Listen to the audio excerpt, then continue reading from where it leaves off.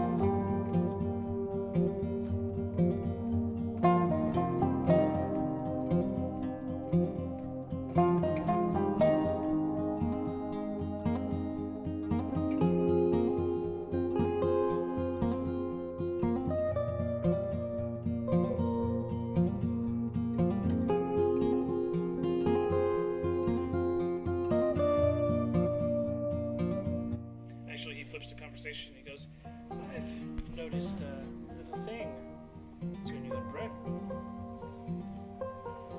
What? Nothing.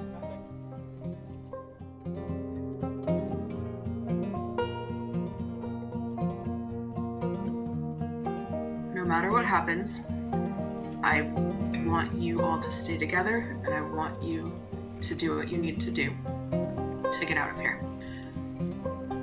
Don't worry about me. Help as you can if you can. But mostly worry about yourselves, okay? I'm not leaving you alone. You can do this. If anything happens, I want to know that you will be okay. I'll be safe.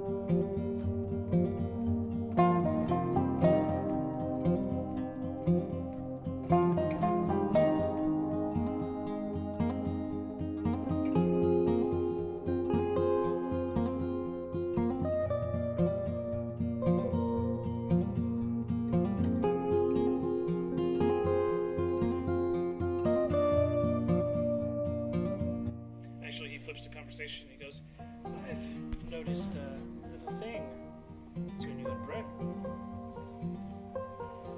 What? Nothing.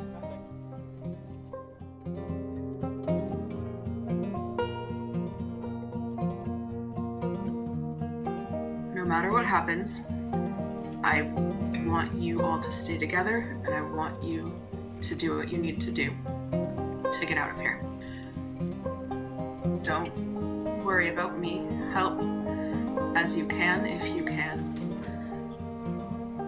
But mostly worry about yourselves, okay?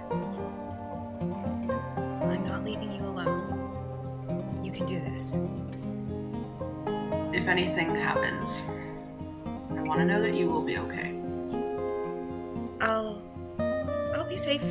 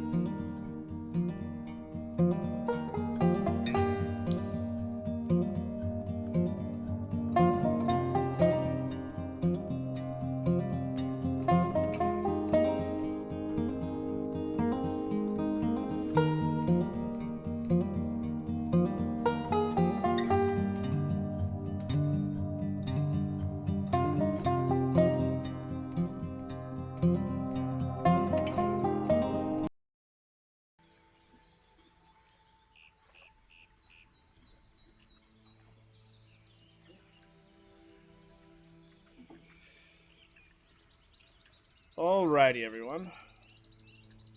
So, last session. After recovering from the conflict with the Githyanki individuals that had bombarded Seattle, if someone just came in on this part alone of our game, they'd just be like, okay, Seattle, what the fuck? But nevertheless, after the Githyanki attack on Seattle was nullified by Rasha atop his rotatable cannon aboard the green and gilded ship, which you guys still have yet to ask the name of. But nevertheless, because it's not written on the sides, the battle was over, and most, if not all, of the attacking Githyanki were taken care of, as well as the 13 ships. The green and gold ship docked beyond, next to Seattle, and Captain Kazariak was currently off onto Seattle proper, talking with Sergeant LaRoe of the police department exactly what was going on and sort of getting a lay of the land. Ganymede was being greeted as quintessential celebrity of a hero from the battle, and was taking it in stride when the majority of the group ended up rejoining the ship. Here, they were told that repairs were going to take a few hours, and beyond that, they're just keeping alert in case any attack were to continue, to get all your things, do anything that you need to do last, and meet back here for updates and possibly leaving.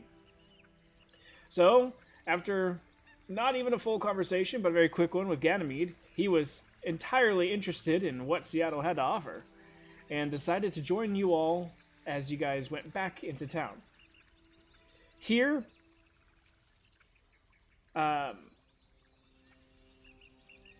you guys, well, Bryn's cell phone was reallocated.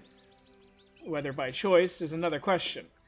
And with this, Ganymede proceeded to partake in a few different things that he could get his credits on.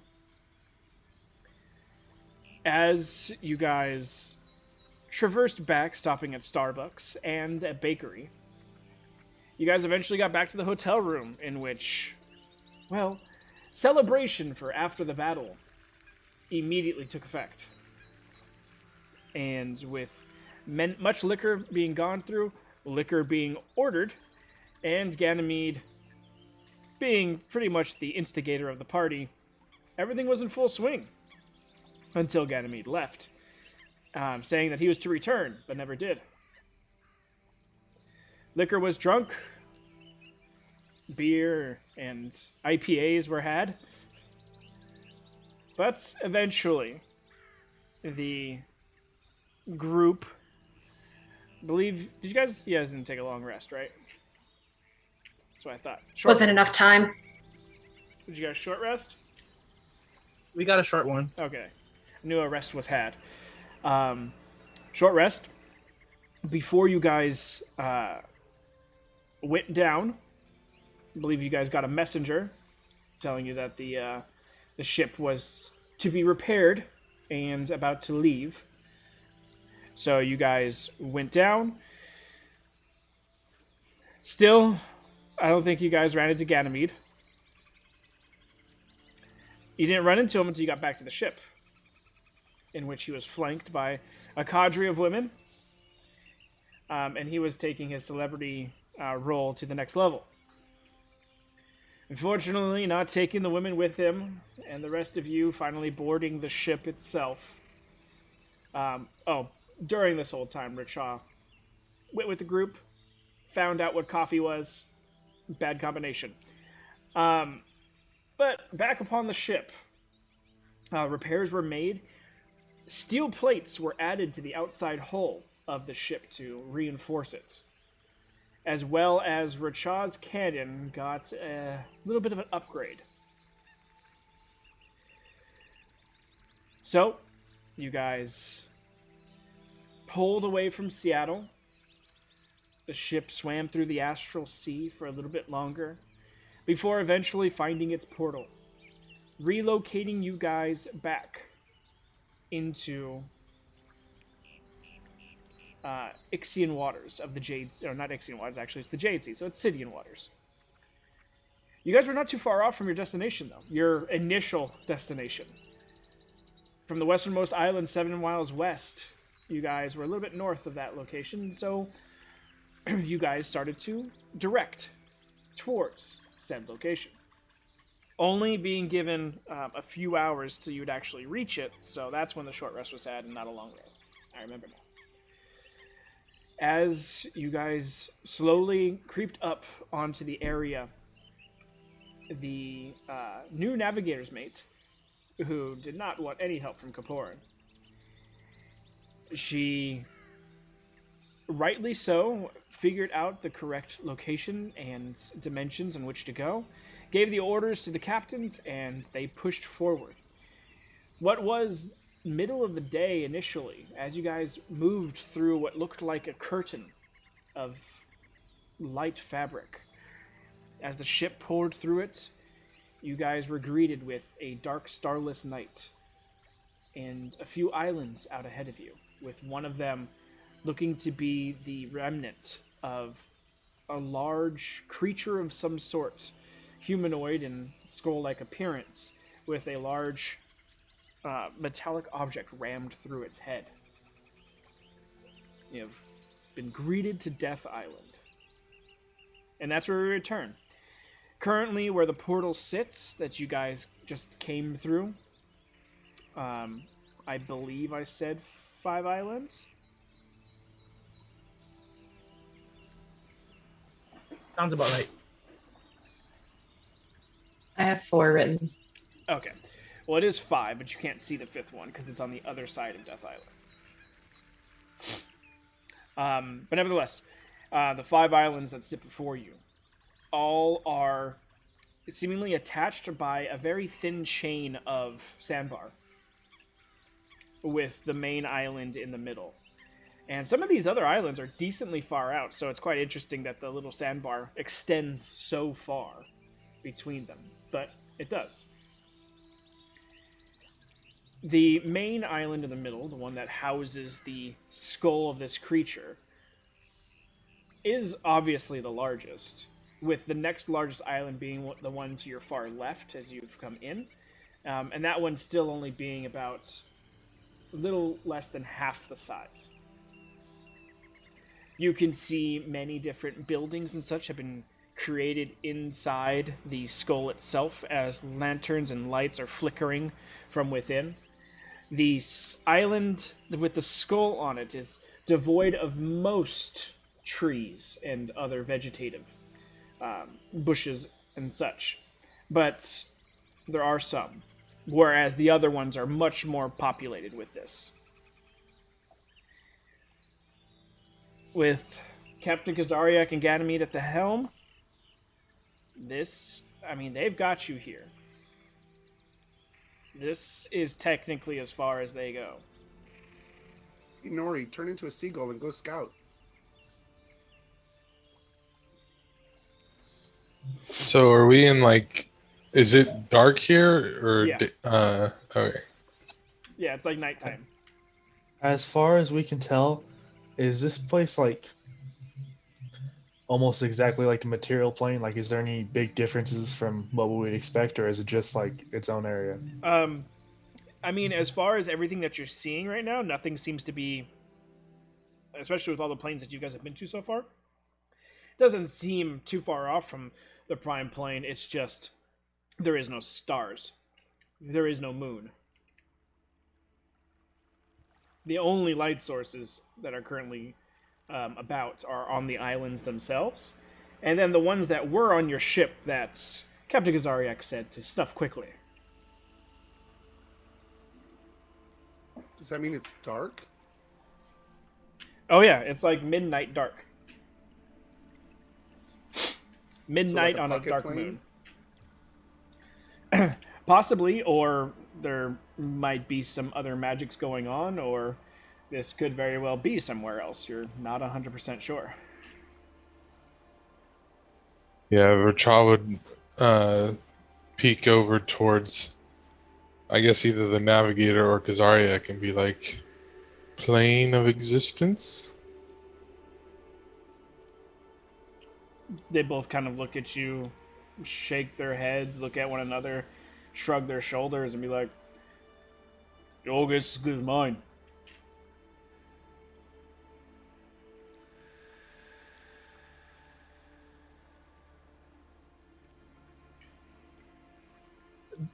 At first glance, do we notice any ships about?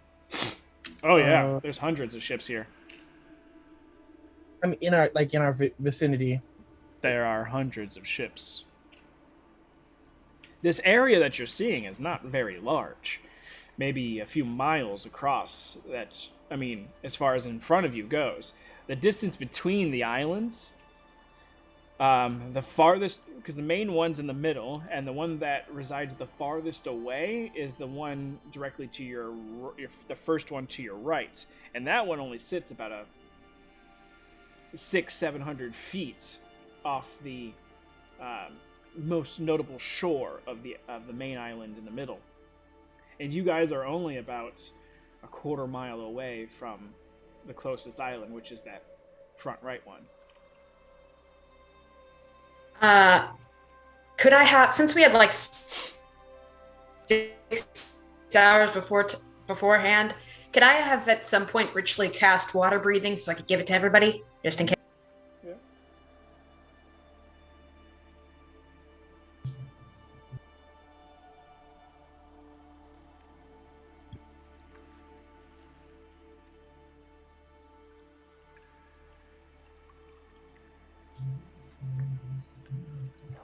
All right. Bryn, what's the plan? How are we getting ashore? Your guess is as good as mine.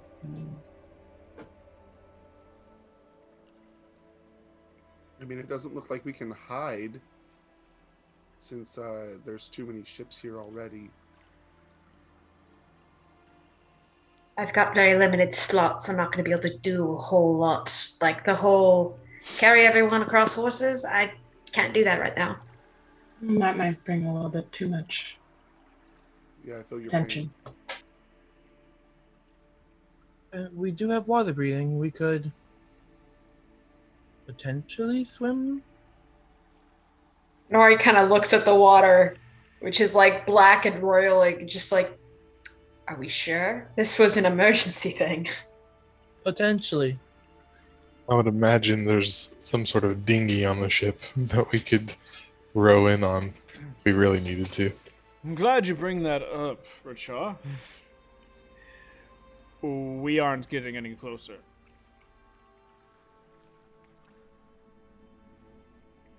You guys have full use of our rowboats. But this is where we can escape. And,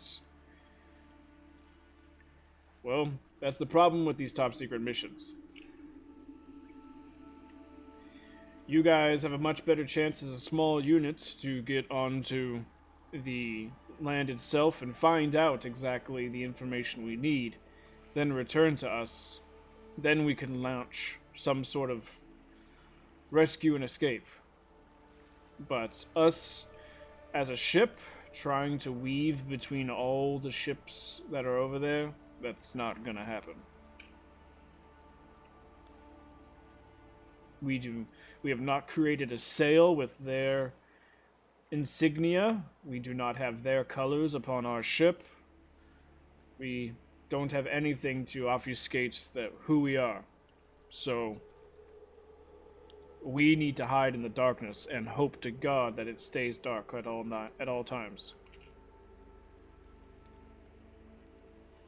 Guess we better move quickly then.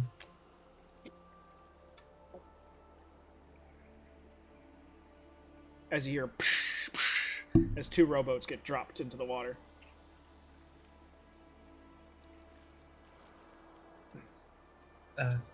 I guess Bryn will take one and I'll take the other for rowing purposes. I'll help too. Oh, well, one of those And is one for of the our boats. people. Never mind. We will try to Okay. get some recon ourselves. A few of us. And you see the captain starting to take off his jacket. Blend in a little bit easier than others. If I were all you, though, as he looks from half-elf little, half-elf big, Valkyrie, dwarf, Kenku, Goliath, I would probably suggest not being seen. Or, and he kind of points to Amric, have certain people be your front man. I've got a spell that could help us. Snake, I guess. You see Captain Kazariak, he's moving over to the boat. You see one other individual. Yeah, we do have a ballast mate. So Nori, you know this is the other ballast mate. It's a human individual, but he looks like he's a pirate. Like, he's got the very hyper tan skin, the just old crotchety, I don't give a fuck attitude. He's a sweet old guy once you get to know him, but from the outside, he looks like he'll probably stab you and then use parts of your body as like bowls and feeding instruments. What's his name? I think his name is Smithers. I was just imagining Mr. Burns. To a degree, yeah. Ganymede, of course, is not going. But there is one other person. Oh yeah, the navigator's mate, the halfling girl. she's going. Good luck to them. Yeah. Good luck to us, because if I die, y'all are fucked. And why are you going? Because I'm the only one that actually has family in this fucking cult.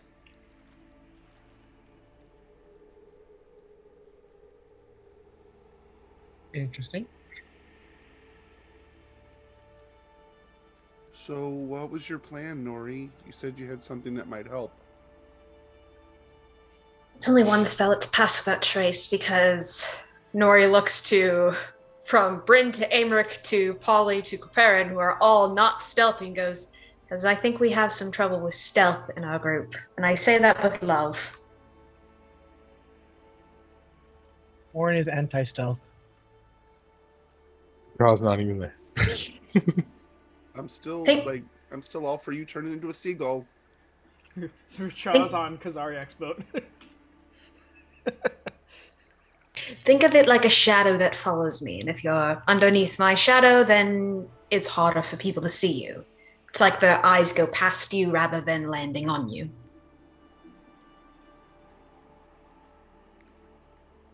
Well, we might need that, so keep it at the ready, Nori. But we should all get going to the boat. Or the I dinghy. do want to do one thing. Nori's going to take the Pearl of Power she has, because it's been used, so she can't use it again till sunrise. She's going to put it in the bag and then go, does someone else want to hold this? What, the bag of holding?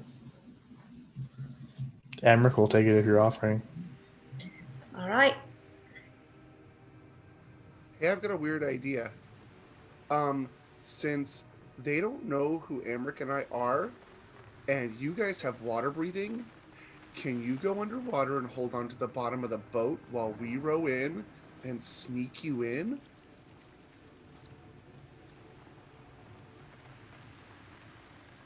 How long will it take us to paddle? How long will it take us to get to shore? Just realistic.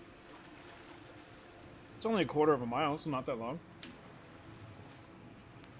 No, I've been thinking of turning into a flying snake, because a flying snake has a swim speed, a fly speed, and a bunch of other things. That way have I fly can. speed, but it's like flying squirrel fly speed. So flying snakes don't actually fly. They more of get a lot of speed and then can float for a long distance.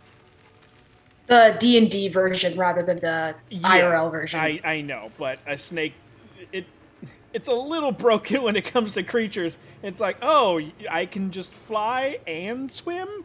Sweet. Can't breathe underwater and doesn't have dark vision, though. That might be a problem. So can seagulls.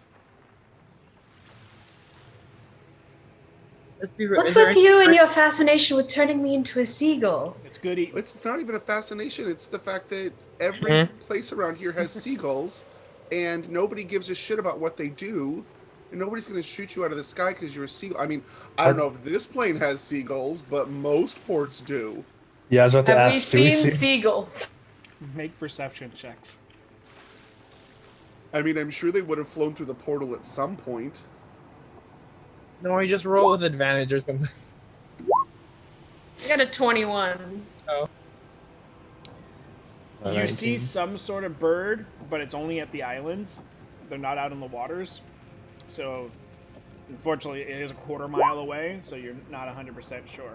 Kaporin just sees his vomits on the floor. He, goes to look and then just throws up again. So it's not a seagull? They look to be smaller than seagulls. But it's decently far away, so you can't really see it. Well, I'll see you down there. Escaporn jumps off to the dinghy, or jumps off the boat into the water because his water doesn't give him seasickness. Yeah, it does.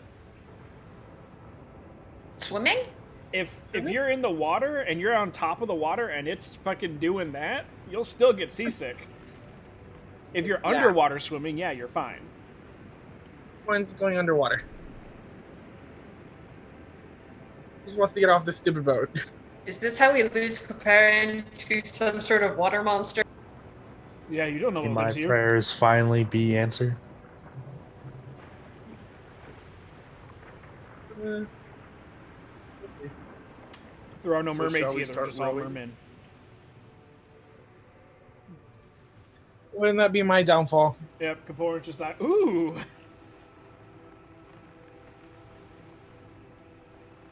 Porn survives against that siren, so That was a chick. As a merman, you wouldn't even need to be lured in. You just go willingly. Yeah, the ghost. You A man ghost playing music. Kaporn was all over that. 10 times out of 10, no questions asked. Hesitated only when he had to leave the bubble, but yet still left the bubble, and everyone just Not a- there sleeping. not a single insight check the entire time. You know what, Pawn? If you can hear this, make that scene. I don't request a lot, but a scene of Kaporn walking after a ghost while the entire group is left there sleeping, defenseless. I so wanted to steal everything from you guys, because Varad would just do that.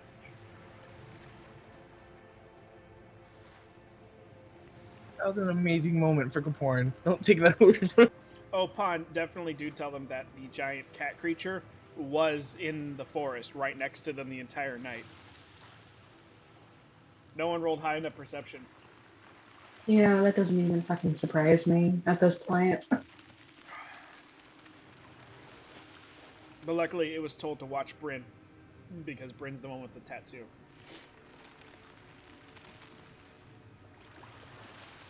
Well, they decided to come play with me. That's fun. Anyway, back to this.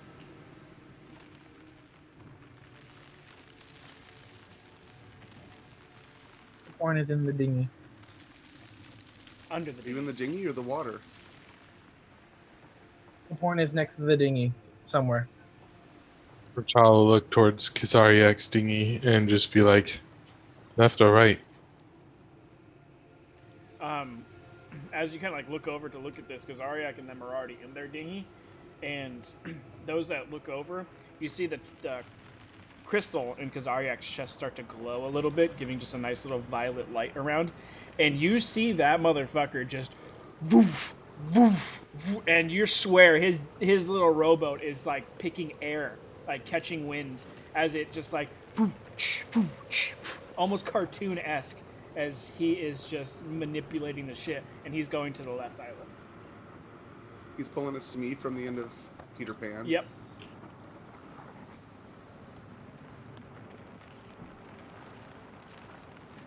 Yeah, that's not something I can do. Let's just get in the ship and go other direction. I mean, it's an option, and he'll just be pointing towards the right one. Ganymede kind Yeah, of which calls out island to are we you. going to? The big And one? not all of you have to go right away. This is a recon mission, so maybe just pick your stealthiest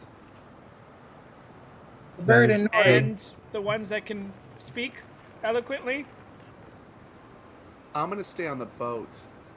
Shallow and pedantic. I'm just You're asking being courteous. No, I appreciate the tip, but you're asking the two stealthy people. The stealthiest are Rachel and myself. I could Although go as well. Rachel is very elegant in the way he speaks, he's hard to. I can go as well, Lily. And however, since this is a recon mission, I probably won't be needing my armor, which will make me quieter. I could potentially, once we get closer, cast Pass Without Trace, wild shape into a raven, and then ride on Rachel's shoulder. It'll be a whole aesthetic. To be fair, Amric, you're trying to talk to the locals?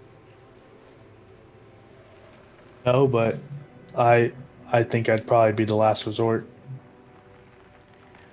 If that's the case, then you should probably look the part. Clothes and weapons and such. Keep him on. Well, I don't think his armor quite fits the situation. You would need something more like, and he kind of points to his crew and Kaporin, light leather armors. Oh, Porn's already climbed back up to the ship after You're you heard, like, underwater. oh, Racha pulls out his leather armor that he had from when he wasn't a monk, and then also his gimp suit, just to offer them to Amric. No, that one goes to Fantasy Island. Much different island. Oh, Do you have sorry, any not Fantasy Island. Treasure Island. Vegas. My bad. Do you have any spares that'd be more my size?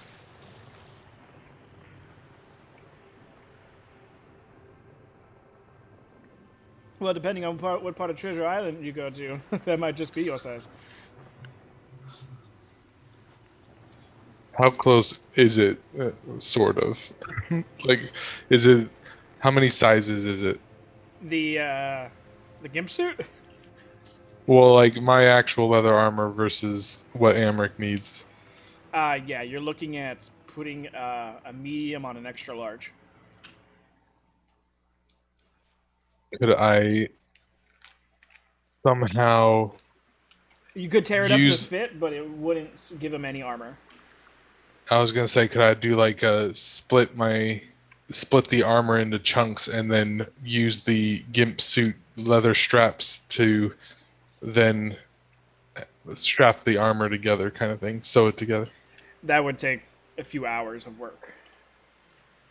And it still does need to look functional at least. Yeah, you're talking like the two nipple circlets, and with like 6 straps going to each one. So, like putting the armor, like it's possible to do, but it would end up looking like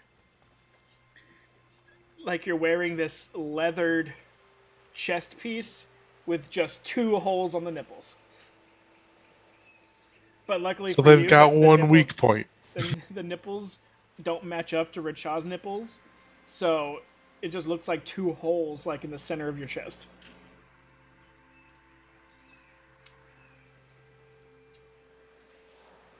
And we're talking like nice stained black leather for the gimp suit, and then like shoddy, beaten up red road leathers for the rest of it.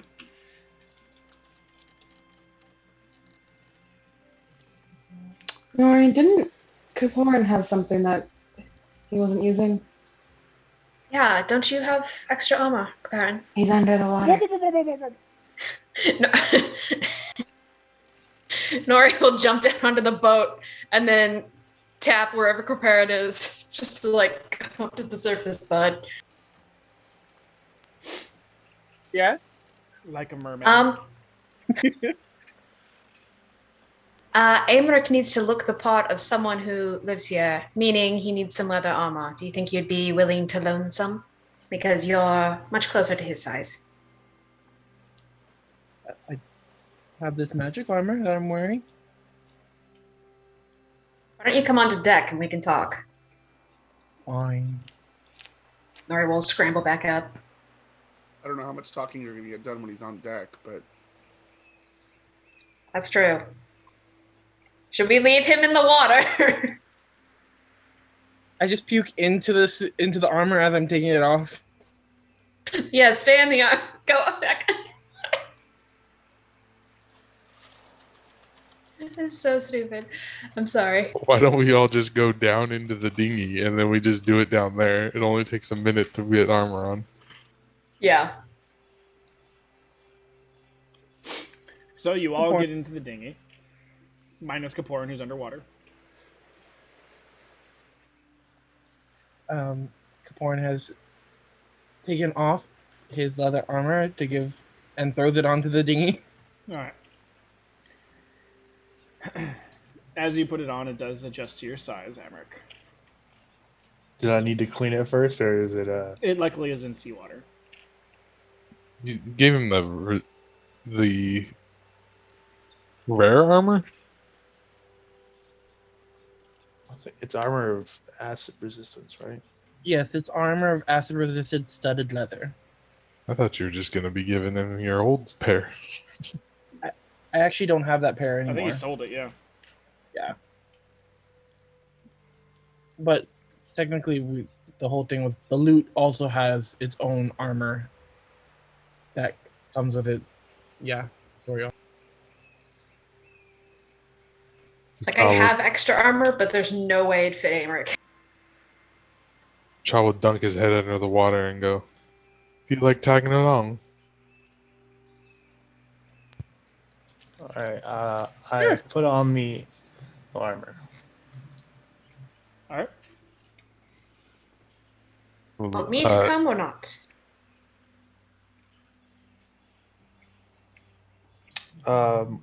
Yeah, Nori, I'm definitely quieter, but I'll probably still need you to actually stay hidden.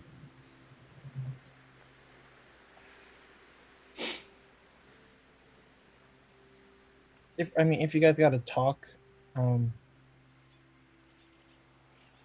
either one, you should. Kaporn's gonna say, "I could come so I can talk," or if not, here's the spell gem. Do I need to be attuned to the gem to use it? You do not have to be attuned to use it. You have to attune to put a spell into it.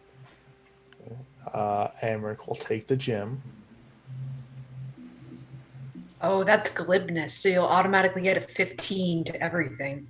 Yep. So that'll make if we do have to talk as a last resort, I think that makes all my. I believe you can still add on your modifiers if you have any, or if you roll something higher than a 15. If you roll something lower than a 15, you can automatically make it a 15. So your lowest My deception lowest rolls will be possible is 17. 15. And my lowest intimidation performance would be, and persuasion would be 21. Your performance is only a nothing. +2. Yeah, so that's my lowest possible. Not I don't just automatically roll 15. It's just the lowest I hit. 15 is your lowest roll. But just know that most of this is going to probably be deception, which is only a +2 for you. One has a +9 to deception. And you're also a half-elf. Well, a 17 is still much better than a 3 for me. So That none of these pirates would ever... Well, you would have one job, probably on any of these ships, but you wouldn't want that job.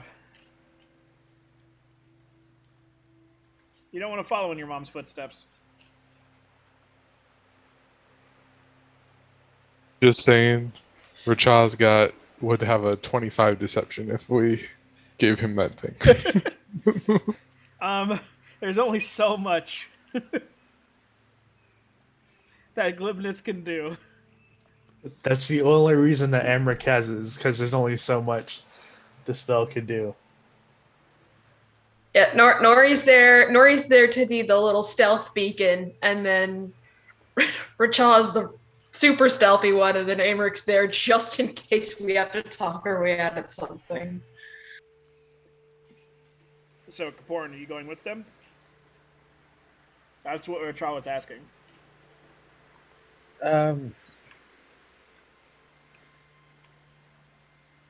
But if we've already met a couple of these pirates and haven't seen a half elf among them, so unless could I attempt to put on a disguise?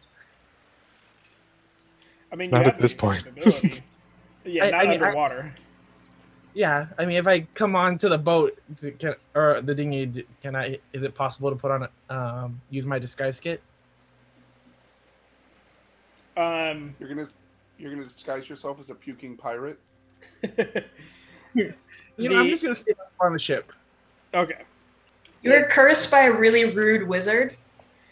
No, Kapor, that disguise kitting like that would need you to be more on like solid ground, because that's like fine stuff that you're trying to do. So unfortunately, no.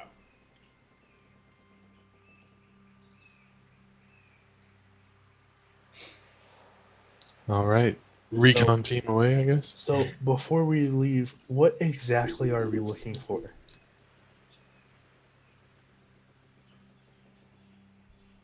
Yes, I like to interject myself every now and again, but I feel like I need to at this point in time to help drive home what you guys are getting yourselves into. Roughly around these islands, set up in between them, anchored in different locations. No actual ship is outside of. If you like draw a circle between all the islands, none of these anchored ships are outside that circle. But there is between 70 to 100 ships here.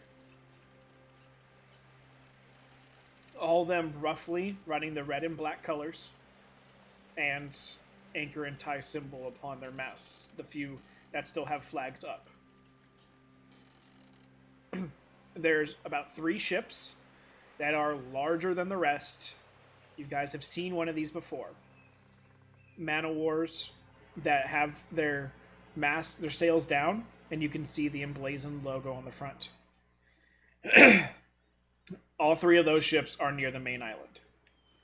There are a few pathways between the ships that are, waterways, so ships can come in and out and basically park themselves.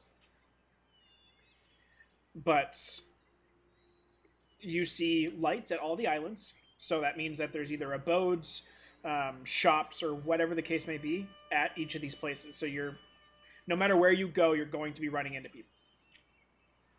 Now, though you have a person who can initiate stealth and help with stealth, she is low on spells, and she, without her wild shapes, can get very squishy. If she goes down,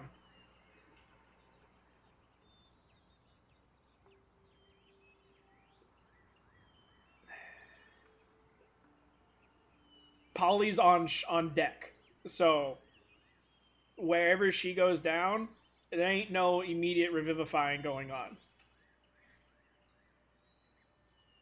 So, I mean, Amric does have health potions. And her jaw. yeah, but if you guys get into a situation where you're getting attacked, the reason why I say this is Racha can get the fuck out if he needs to. Unless something goes really wrong, he can boogie. Amric has his fighting styles, so where he can hopefully riposte and get himself out of there. Just post and parry and like do whatever the fuck he needs to get out. To at least a degree where Racha can get help and then come back.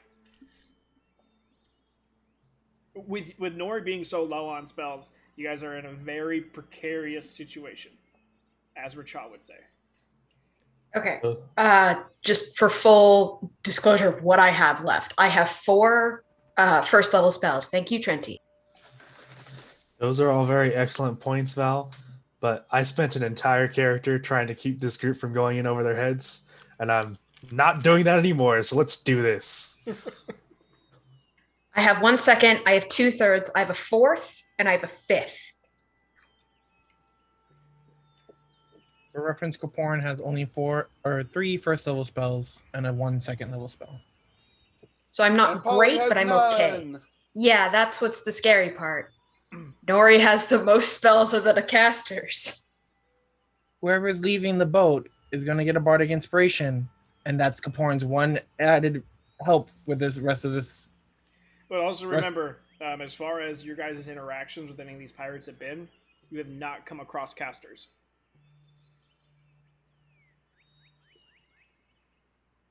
It is, I mean, you know they have casters, but it's few and far between. And those that are casters are at fucking high level casters because they ripped open a portal and brought through a Bellar. So you're saying you want me to stay behind? I'm saying those that have the best chance of either sneaking or getting information are your melee people. Good luck. Even Bryn with a good disguise, makeup, or an attitude as if Kaporin is pulling shenanigans all day long could probably pass. Unfortunately, dwarves, elves,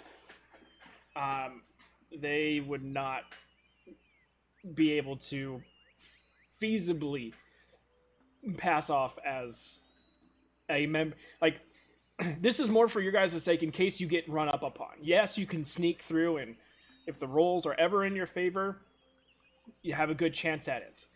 But when it comes to sneaking, a rogue will tell you the best time a rogue can rogue is when a rogue can rogue solo. Unless you're Chris. Then you just get fucked by the first door. But once you add more people to the scenario of having to stealth, it makes the stealthing that much harder, multiplicative factor. So yes, the Pass Beyond Trace helps, but if you get into a situation where you guys are mid-crossing a street and you guys have to deviate from one another, all you become next, Nori, is a liability. And to be fair, Ganymede would probably tell you guys this. So as much as it's me interjecting, it's me also as a character in the game would tell you, like, because the elves have dealt with these pirates.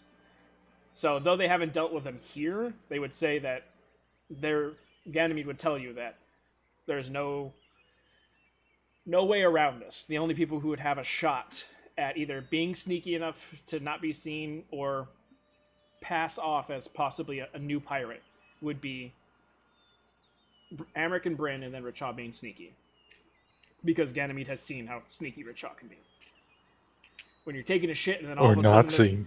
seen. when you're taking a shit and then all of a sudden Richaw's in the top corner and it goes, "Hi!" Which I'm sure Richaw has done at one point during the 2 months that they were stuck on the same shit together. What you doing? Well, I would say I was about to shit myself, but I'm already there.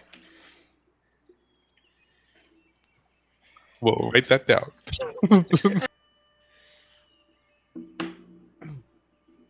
I guess that is my hint to stay on the ship. Good luck. It's definitely a possibility, but I'm just saying, like, if you go down, no one else can revive. So... The other question I have is that does everyone know, besides Polly, do we know who we're looking for? Because technically only Kaporin and Bryn was privy to that notion from the Spire. No, when you all got lipped, when you all got put into the mission, you were given more information, but then you guys were also sealed. So Polly's the only one who, like, really doesn't fucking know who you guys are here for. You just know that you have to be here, and so Polly's like, cool. They, like, told the original 4 of us. I don't think Amric knows either, though. Correct, yeah, Amber came in later. Well, Amric, Bryn? Well, no, Amric... Yeah, Amric knows, because when you guys got teleported, and the commander gave you guys the new mission of actually rescuing. Gotcha.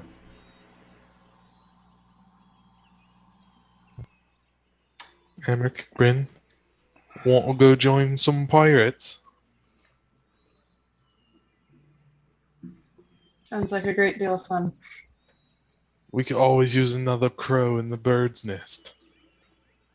Of course, I'll come, but this may very quickly turn into a mission of diplomacy.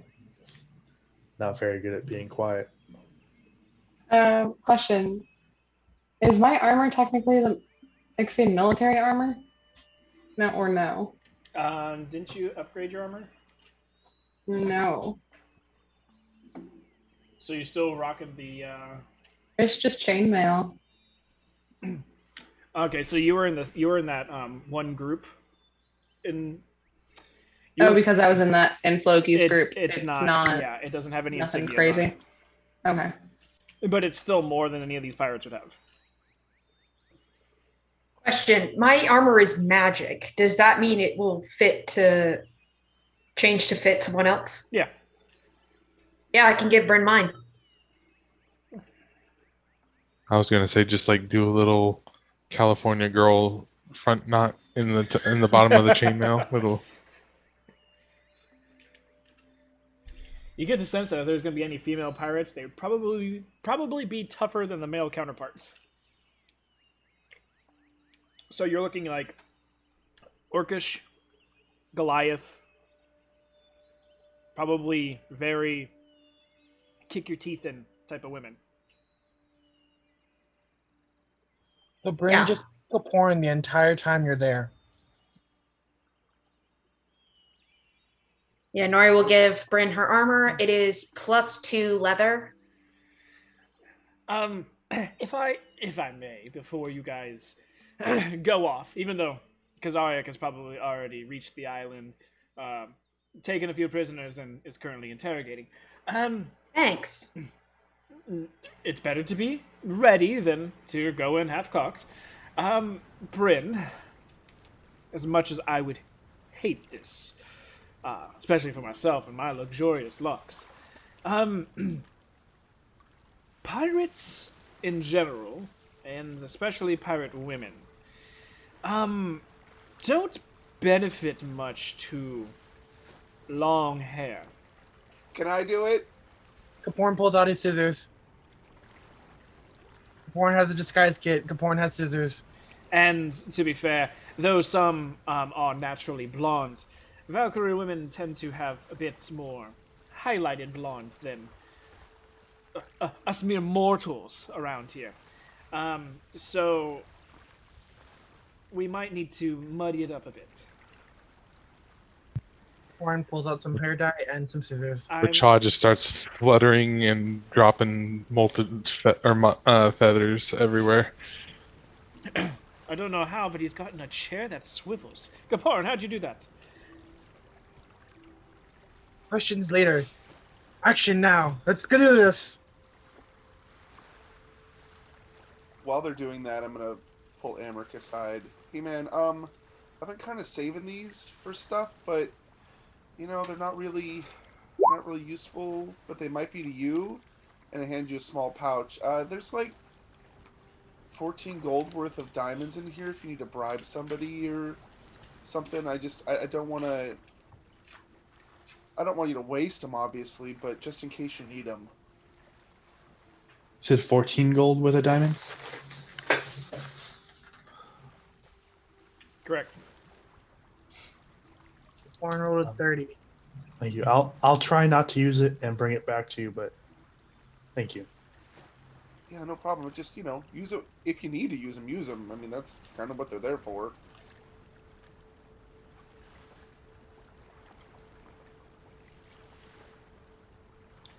Kaporn, you initially cut her hair perfectly. It's like a nice, like, updo sort of pixie. And then you realize, wait, pirate. And then you kind of, like, cry inside as you just, like, close your eyes and just go snip, snip, snip, snip. And make it look all janky.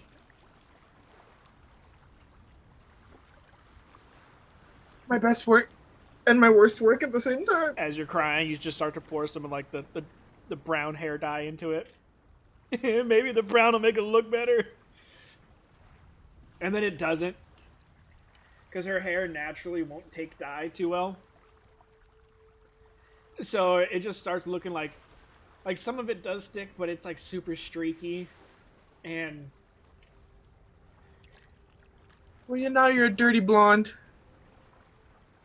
kind of looks like Paul someone. sticks one of his longer tail feathers into her ear, just to try and make a distraction.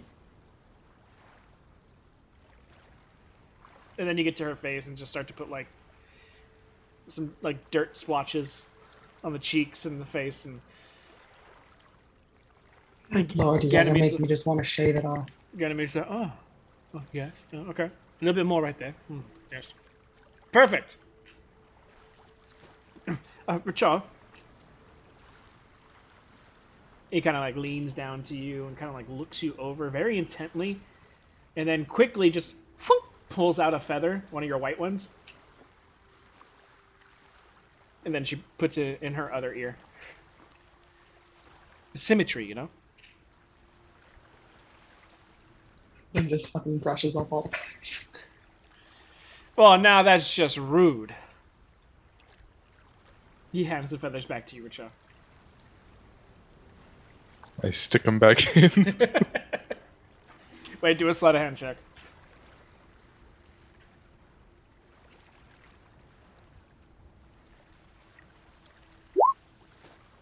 Without her even noticing.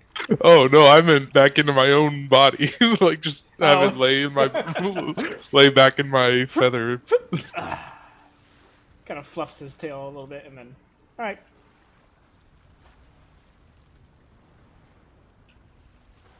Okay. Oh, we don't have that death skull necklace anymore. Capone would have thrown it on as a finishing touch. I feel like I should just shave it instead. I worked hard on that, Now get out there and go do your stuff. We can shave it after, and then it'll grow back. It'll be okay.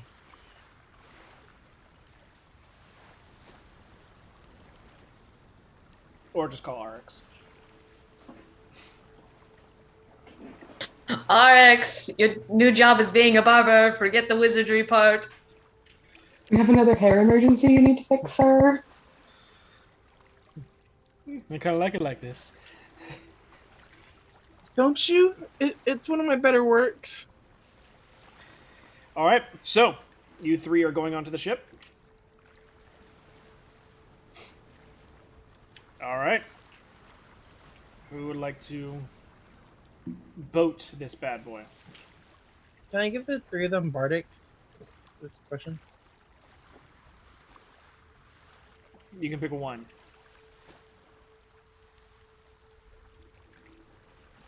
Bryn.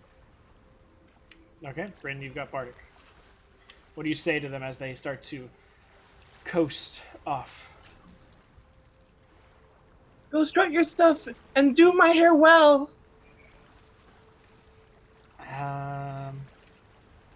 It's boring. I know. I'm just trying to think if Bryn would take psychic damage from that.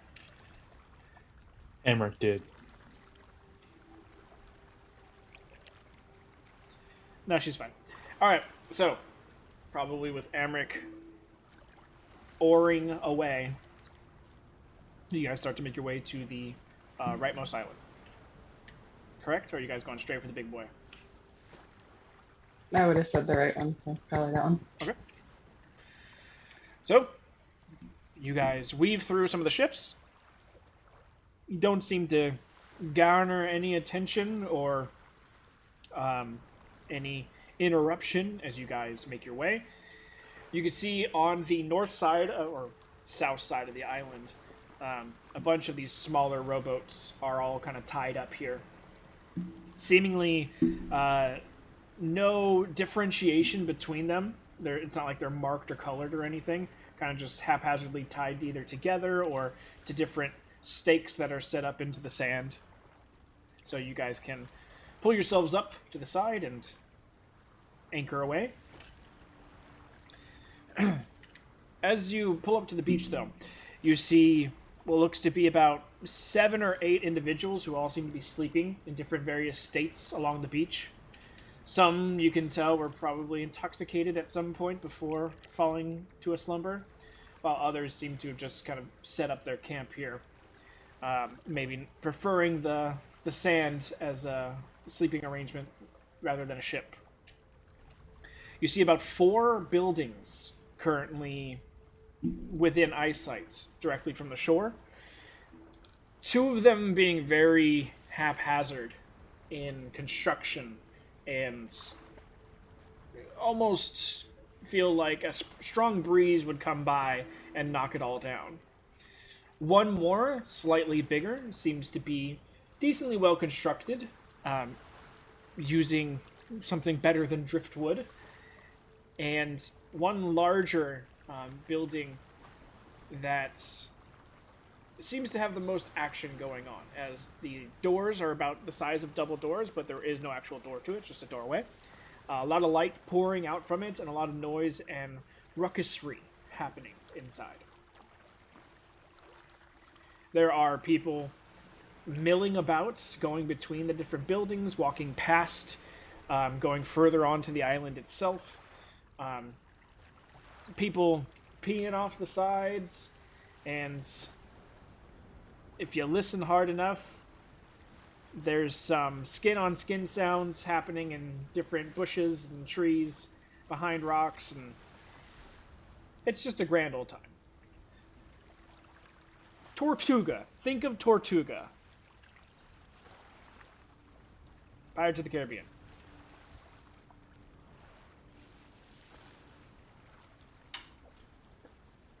So, that's where you guys find yourselves.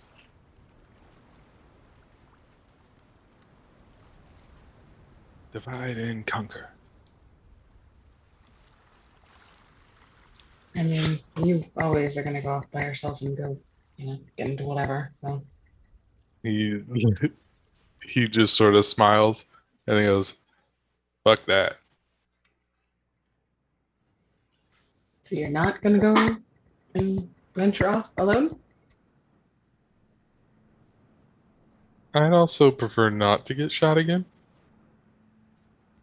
Oh, that's fair. Legitimate statement for this exact situation. Where's the closest person to us? On the beach itself, Is that within like hearing distance of us? if someone was intently listening, probably.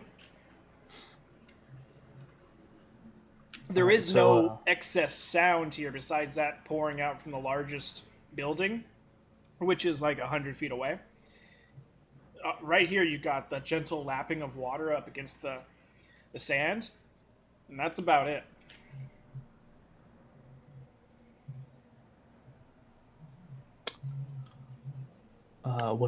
What's our step one? What do you want to do from here?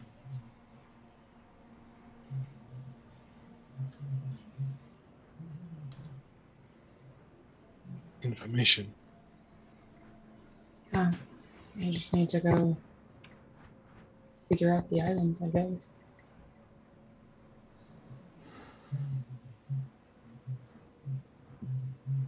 I go.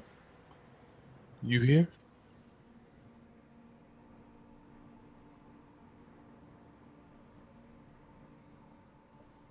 He's looking over both of you guys and both seem very apprehensive about it. So he's just like, "You want me to go run around and see if I can get information?" I mean, we can all go. You can go and do your bird thing. Okay. I mean, I think it'd be better if we tried to sneak around like we agreed on the ship. Talking to anyone is definitely a last resort.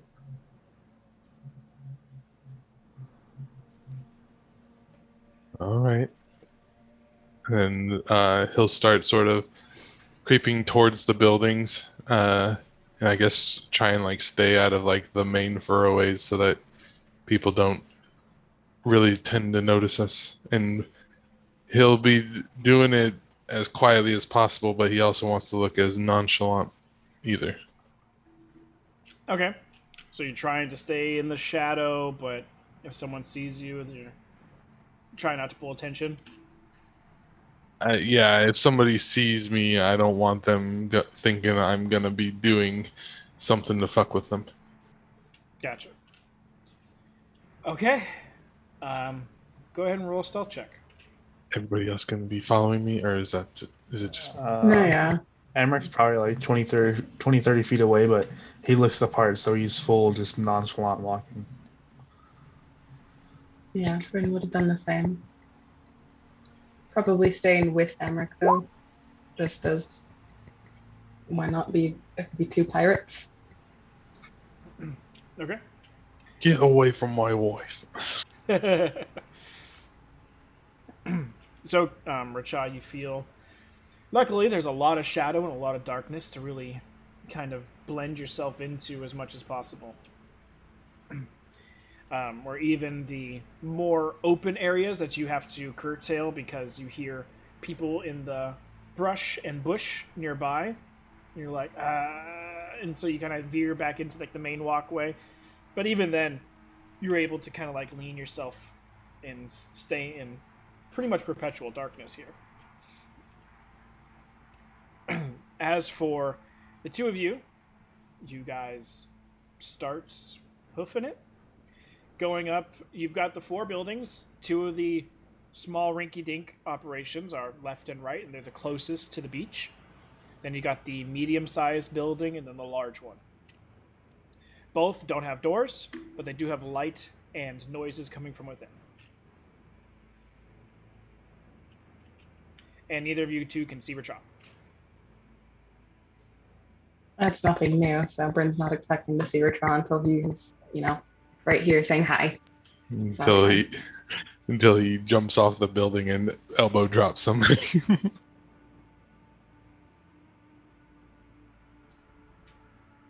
So that's why my question stands. Where are you two going? People are walking in and out of all of the building or both of the buildings.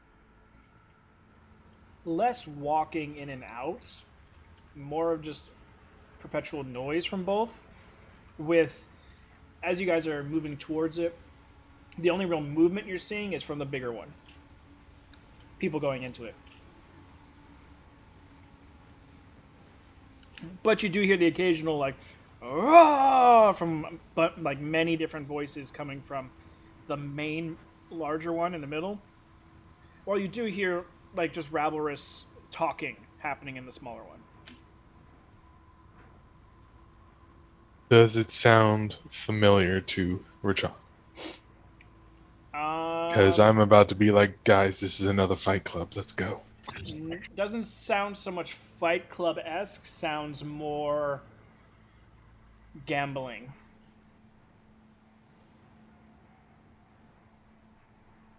Do I have a dice for that? And Richard's gonna be checking. You have the most gamble dice, okay? Be like, hey, yeah, go ahead and roll this. See what happens.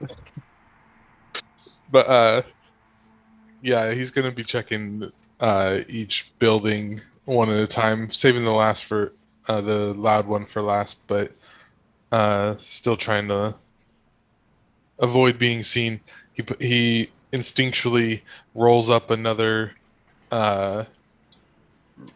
thing of paper and clicks on his candle, lights the end of it, and clicks his candle off again to make it look like he has a cigarette. Well, this is Jamaica, so it's not a cigarette. Exactly. Okay. But you're not going in, right? Yeah, I'm more or less just trying to see if I can check into the building from outside anywhere. So the large building, if you were to picture that as the big circle currently, the smaller one is the one to the left. And their doorways, the main building, its doorway faces directly down, whereas the left building doorway faces directly right. So they kind of would both be pointed in roughly the same direction to a point, But they're a lot closer. The smaller building, its wall is almost directly up against the larger one. So it's not like you can sneak between the two. So you need to pick either the far right side or the far left side to look in either doorway, sneakily, I guess you would say, or as your best chance of sneaking it. So you'd only be able to do one at a time.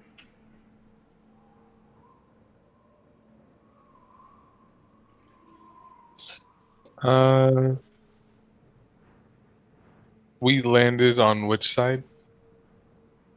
South. So far left and far right are basically like equidistant.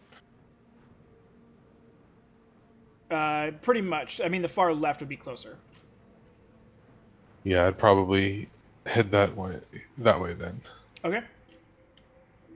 So getting up next to that one.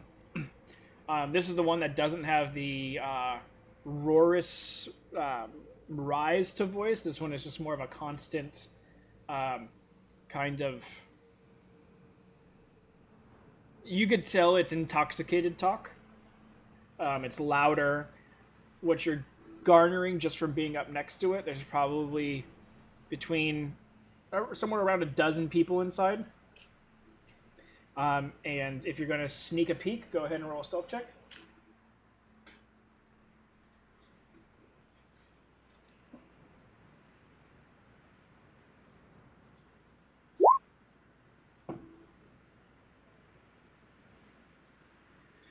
You kind of quickly, like,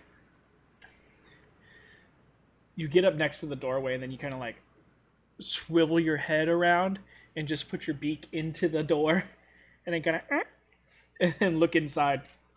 You see no tables or chairs, just kind of everyone's sat around in different areas on the ground itself. There seems to be about 4 chests in here worth of stuff and a couple boxes. Looks to be a bunch of sleeping rolls and personal art items as well, kind of all either tucked up behind people using as a sort of like a backrest, or others have it spread out and they're currently laying down on it while drinking and talking.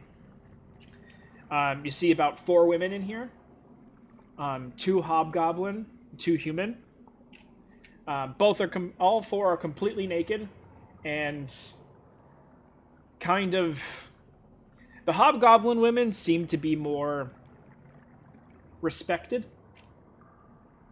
as in they almost seem to be concubine-esque, to where they whatever rule that they're playing, they're more just either accepted of it or have chosen this life, whereas the human women, not so much. You see bruising across the face and different parts of the body, scratch marks and different, like, looks to be burn spots of people possibly putting out said cigarettes on them or cigars, and just overall different types of torture. Whereas the hobgoblin women seem to be perfectly fine. It is pirate land, people.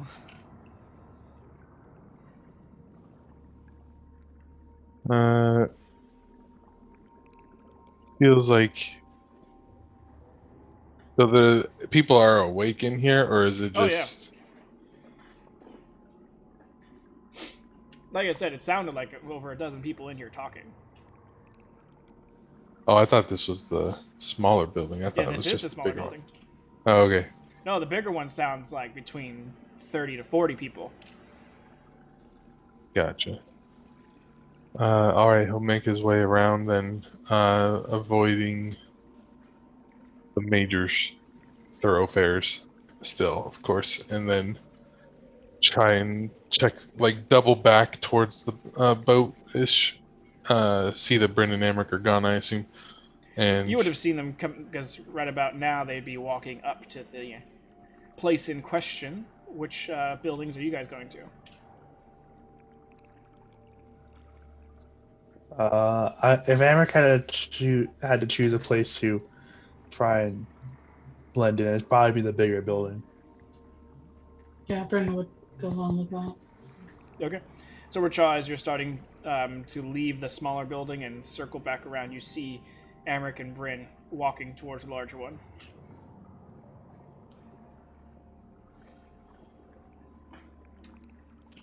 Bryn, Amric, go ahead and just make perception checks for me. I'd sort of be keeping an eye on them then. 23 for Amric. So it's easier if you've actually gone through something like this to be able to be like, oh shit, I would have picked up on this on my way in. But being in some sort of subterfuge like this, going past all the ships that you did to come in here, you would have picked up a few names from said ships. So you've got Triton's Maw. I'll tell the ones that you both know for first. So you got Triton's Maw, the Shallow Grave, the Seaside Shanty,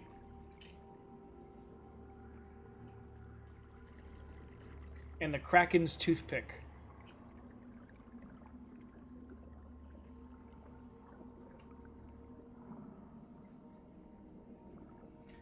And Amric, you would have picked up a couple more.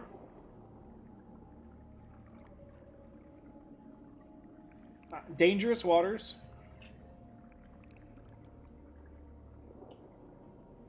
Tale No Tales,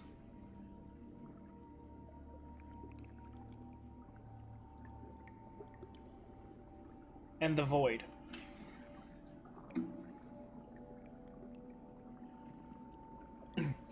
With The Void and Tell No Tales looking to be either the ships that have gotten the newest work done to them, or be the newest ships. You're uncertain which one of the two. And I'm assuming we're not near the main island, so none of those are like Man of Wars or anything like that. They're all None of the no. There's only 3 Man of Wars, and those are near the main island.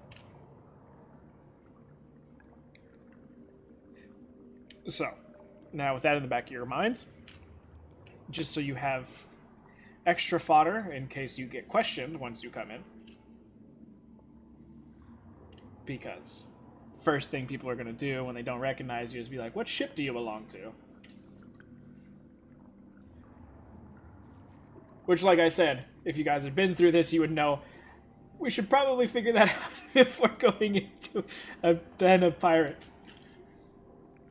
But you guys just straight up walking in. Amric, are you leading or are you behind Brit?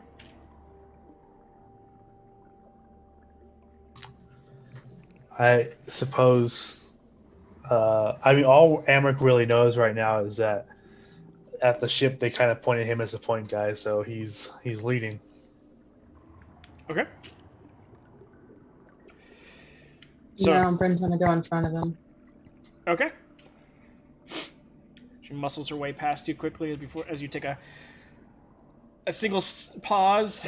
Remembering about the whole conversation back at the okay, with the women pirates. I'm like, yeah, probably should play the part more.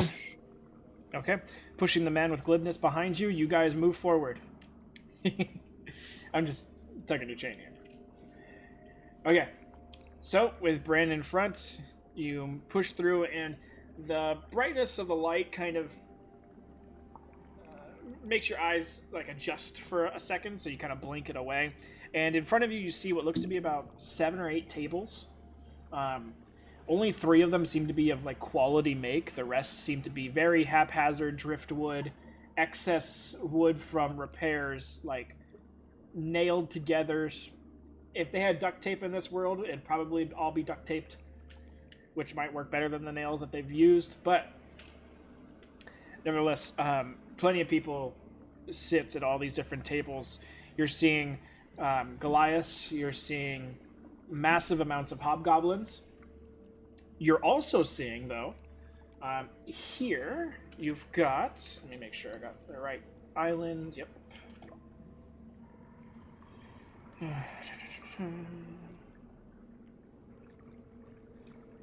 Make sure I'm back on Zoom. Okay. You're also seeing kobolds.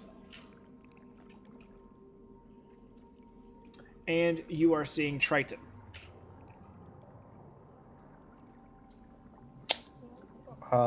Quick question, actually. We had to row a long, like a quarter of a mile to get to this island? A quarter mile was to the main island. To the main island. How far was it to this island? You're probably looking at like 800 feet or so. Oh, so all of the ships we would have seen on the way here were definitely docked around here. Yeah, like I said, all the ships are docked within a circle radius of the main island and within the island chains. You're probably getting a sense that as far as where the islands are located, remember I said everything's connected with sandbars. So if you're on one of these islands, your ship's probably docked nearby. That may or may not help you in what you're about to do. Well, it definitely doesn't. Nevertheless, you guys enter, and the Ravelry and Rousey, just rowdy, Ronda Rousey, the Ravelry and rowdiness of everything going on in here doesn't seem to really falter too much. You see the first table, which is directly inside the door and to the right, which houses about 6 individuals, a couple Triton and mainly Hobgoblin. They kind of stop and look you all over as you walk in, but most of them don't even seem to care and kind of go back to their discussion. One Hobgoblin kind of looks at you and just like squints his eyes, Bryn. Kind of just like trying to be like, who the fuck are you? Not saying anything, he's just giving you that squint look.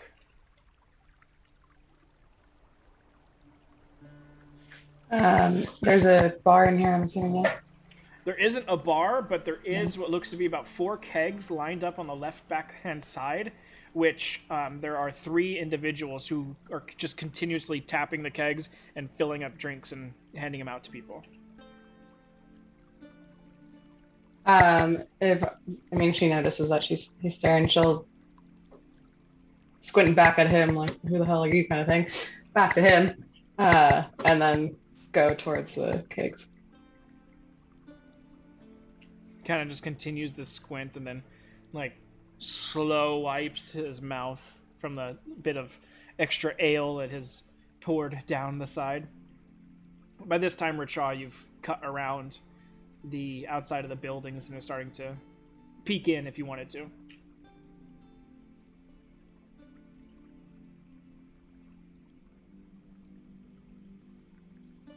Yeah, I'll be roughly nearby the front entrance. I won't actually go in. I'll peek in to see what, like where they're marked, like mark where they're going kind of thing. And then I'll just sort of lounge outside and fake being a drunk patron. But I'm listening intently. Okay. Just go ahead and give me a perception check then.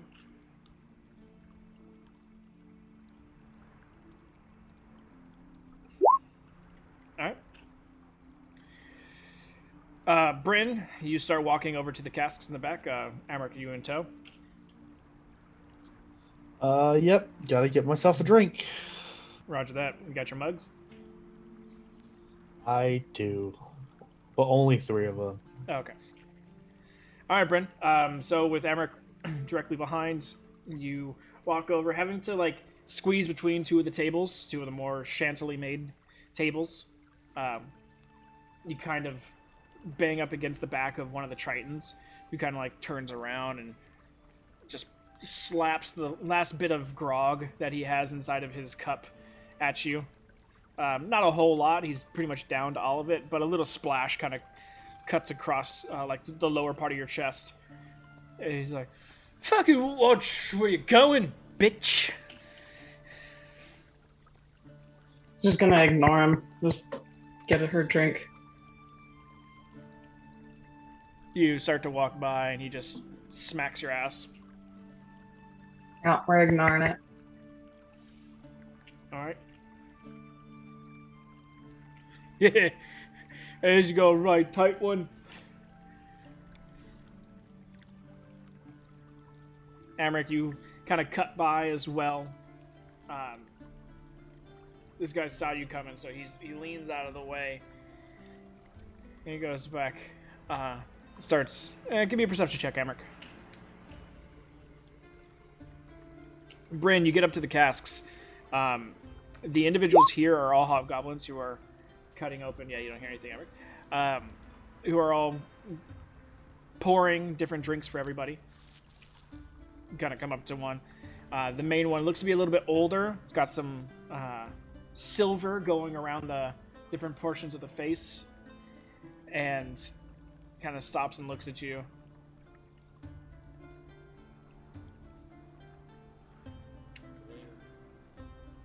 Who the fuck are you?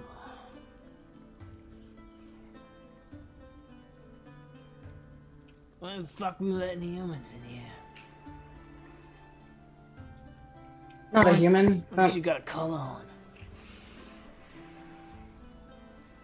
Don't let that insult hurt me. Hey, who let their property walk around here with clothes on?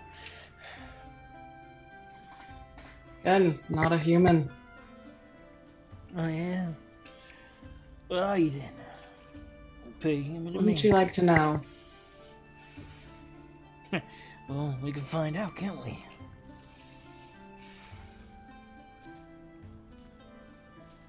Can I just get a drink? I feel like you need to answer some questions first, and you're not a human. What are you? Yeah, you got me curious. I'm part human, but around here I don't really like to say that.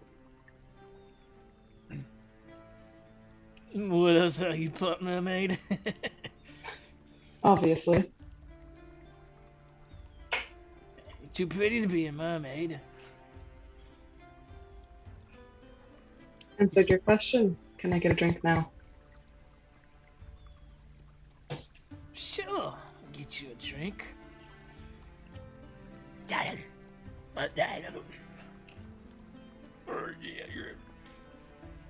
As one of the guys goes off to a smaller cask, pours a drink, comes back with the cup, hands it to him.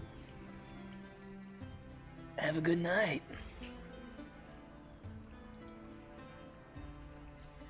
I'll like raise their glass or whatever and just, I don't know, even go carrying for Amric. Big boy, what can I get you to drink?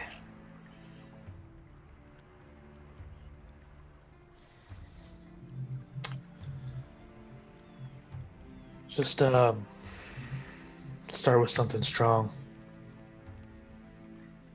He looks at you, and you can see his eyes are just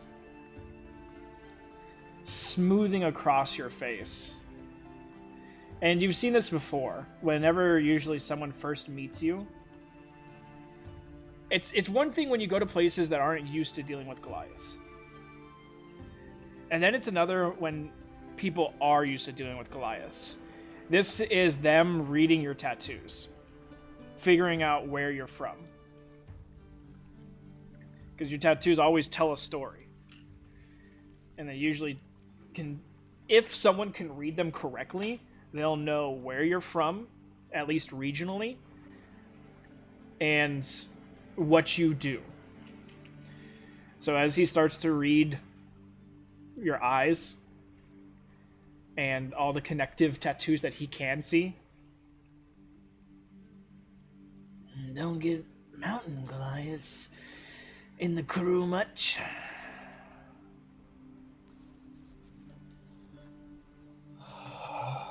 Not many of them. Fuck. them fuck? No, I think my Zoom's crashing.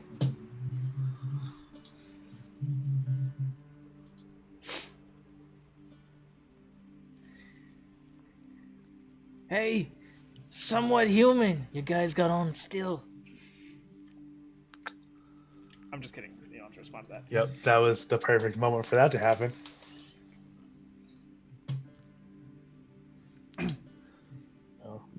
Emmerich will say,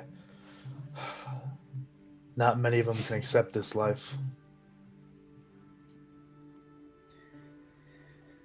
Don't recognize your tribal tattoos. Where you from? He starts to hand you your mug back that's full of liquor now.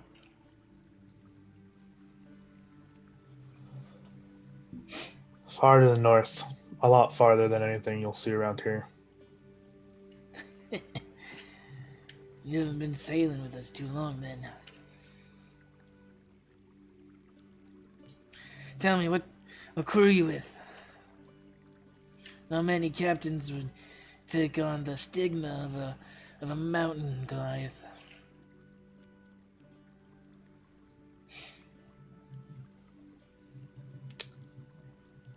They may not be willing to take on the stigma, but my skills speak for themselves.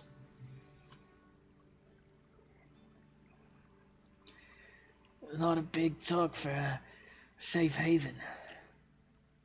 You might not want to be strutting your mouth like that too much. Some people might take you up on that offer. And usually when they do, it's not going to be an even fight. Take that as my tip of an old salty dog to a new wet weasel.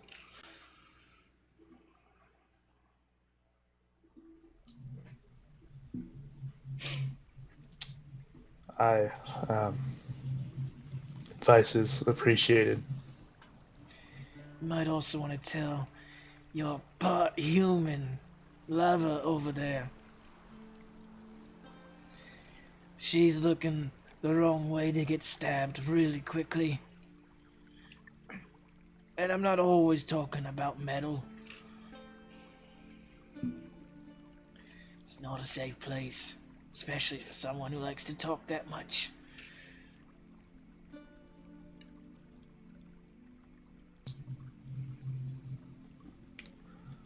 I'll keep her quiet. You guys are on Pirate Land. Expect some salty talk. And then, oh, no, I'm good with it. And then Amric will walk away. Okay. So as you guys turn around, you have the two tables that are right next to the casks that you came through to get to this area. The three of the better made tables have more people at them, and that seems to be the location of most of the rising up and down of excitement and noise occasionally. As you guys are in here for a little bit longer, it does seem to be that two of them are playing cards and one is playing some sort of dice game. On that note, would it take a perception check if I wanted to see what currency they're using? Are they using gold, trillium, poker chips? From where you're at, you wouldn't really be able to tell. You need to get closer. But you guys do need to move somewhere because you're decently large people blocking a very small entrance towards the casks. Most of these people are like handing mugs over from table to table, and people are handing them back rather than getting up and going to get a drink. Some people are, just most, since most of the tables are closer to this area, they don't want to, either because they're lazy or just because of space. At pretty much every table around here, there is room for both of you to sit. And you said the two big ones were what? A dice and a card game? 2 card games and 1 dice game.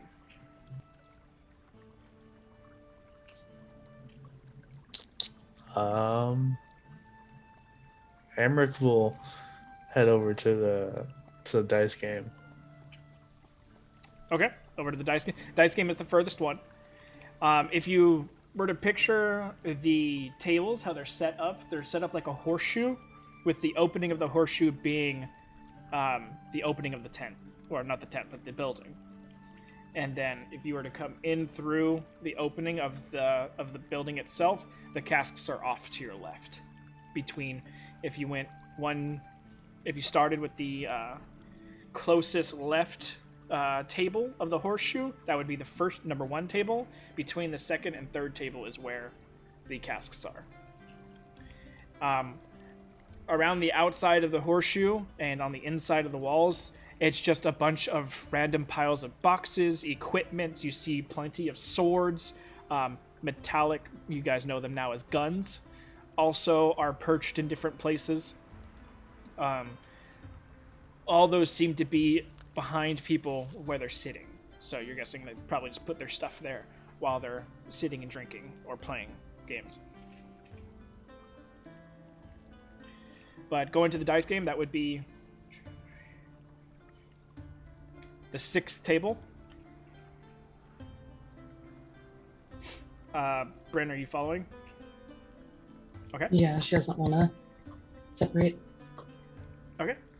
So, going over and pushing your guys' way down to make room so you guys can sit next to each other. Bryn, you would be on what would be considered the edge, because this table is actually rectangular. So you'd be on the corner that's closest to the door. It looks to be some sort of form of craps. People are taking turns being the rollers, and they each have their own set of dice. It's kind of like craps meets throwing bones. In the case of people throw, they bet. Their chips get placed in different locations. And this table is using chips, which are really just these sort of metallic silver. It's not a coin of any sort. It's just these silver discs. They don't get stacked. It's not like, you put a 100K on a spot and, you put the whole stack there. These chips indicate players. And as they roll, the player's chip gets moved around. And you notice that it's very faint, but on the table itself, there are different markers. And so the player's chips are getting bounced between the different markers. And you're noticing that it looks like they're trying to get to the end. It's kind of like Sorry or Monopoly, where they're rolling the dice, and they get so many movements per whatever roll that they get. But whenever a chip hits another chip, kind of like Sorry, they get bounced back to a certain amount of spaces. Basically, the way it works, after watching it for a decent amount of time, you roll 3 dice. You can either take them all for movement, or you can take however many you want. So, if there's a couple chips in front of you, one on a 2 spot and one on a 5 spot, and you rolled a 2, a 3, and a 1, you could move to the 2, knock that chip back to your spot, move to the 5, so using the 3, hit that chip, move that one back to that spot, and then you can use your 1 to either move forward or backwards. So it's very strategic on how you want to work it out, because you can move back and be right in front of another chip if you want to, and it's whoever makes the lap 4 times. But every time a dice gets rolled, people are swapping bets between different players, and it's very chaotic as far as betting goes. And a lot of betting is a lot of betting is immediate. Though some bets are like, oh, I want player A to win the entire thing. A lot of betting happens immediately. Like, okay, this guy's gonna come up. Oh, I bet he's gonna roll a 5 and knock that person back. So the player is just playing, whereas other people are betting on it. And then whoever wins gets a portion of all the bets that got cast.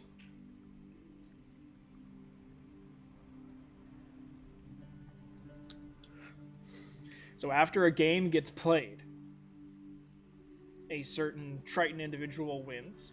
Seems like he's been doing pretty well for the night, as he pulled in a decent pot and is the only one to stay at the table as players, but calling in any newcomers who want to face him. He says, "This is my table tonight, so anyone else who would like to try and take my money, feel free to step up." There's one guy who pipes up pretty quickly, a Goliath individual, but no one else is really taking him up on the offer. And he's kind of like, "Come on, come on." I really want to because this game sounds really fun.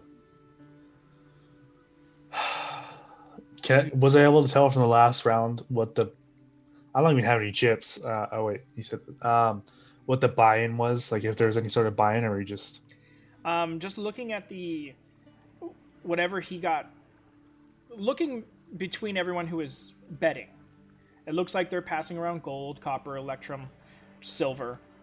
They're sorry, not electrum, trillium. They're kind of hodgepodge of different things, and there's also diamonds, rubies, sapphires. Everything kind of gets traded and split between. After everything ends, he buys himself back in, as well as the next guy. They put in 1 mithril bar each.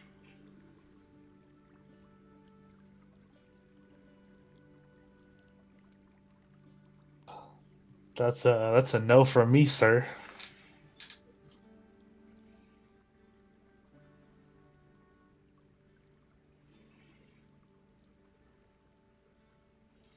Okay.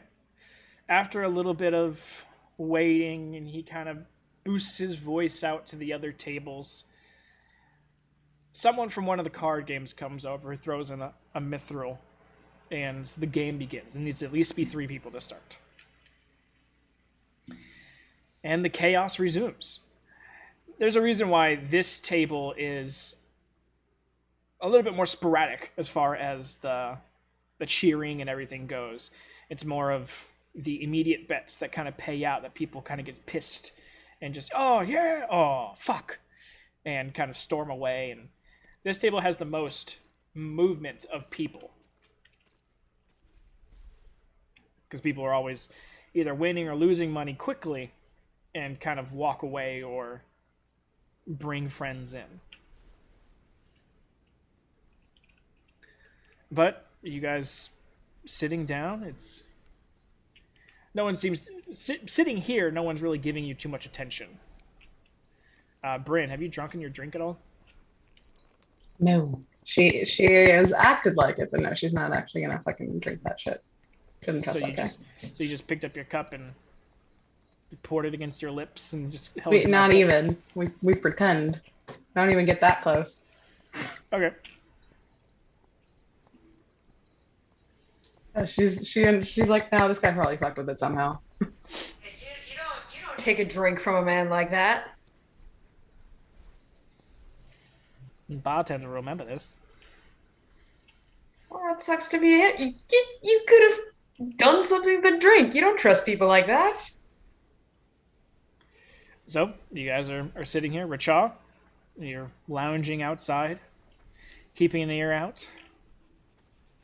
Once they seem to have settled, and it doesn't seem like they're going to be creating too much of a stir, he'll probably get back to what he was doing and just check on the other 2 buildings to see to see their purpose, at least. Okay. Moving down to the smaller shacks, the one on the right side, which kind of stands alone by itself, you realize pretty quickly it's a sort of water closet. But being here on this island, it seems to be more of just a hole dug in the ground where everyone shits. Because pissing can be done anywhere. The other smaller shack, but bigger than the water closet. This one seems to be a semi-storage area. It's got a couple crates in it that seems to have some decently moldy food. Maybe it's just abandoned cargo, or maybe it's like a take it if you want it sort of hut that maybe a ship didn't want some stuff, and so they just offload it here rather than it like clutter up the beachhead or whatever. They just kind of throw it in here.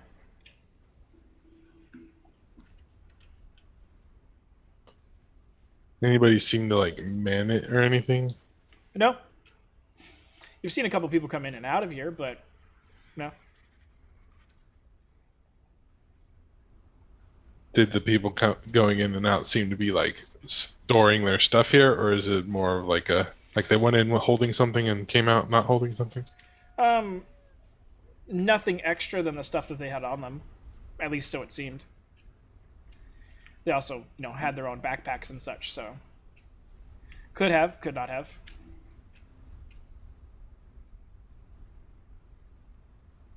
Again, this is just you sticking your head in.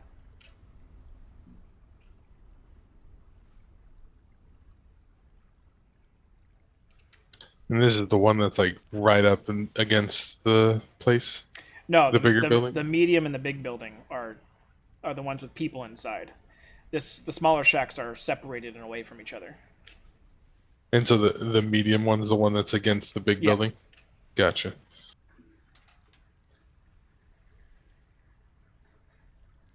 He'll be careful still, but he'll probably check out this storage place a little bit deeper then, as long as nobody's inside, or he'll wait until it seems like it's clear. Okay, go ahead and give me an investigation check. It seems pretty empty right now. Amrit, Bryn, how are you guys doing?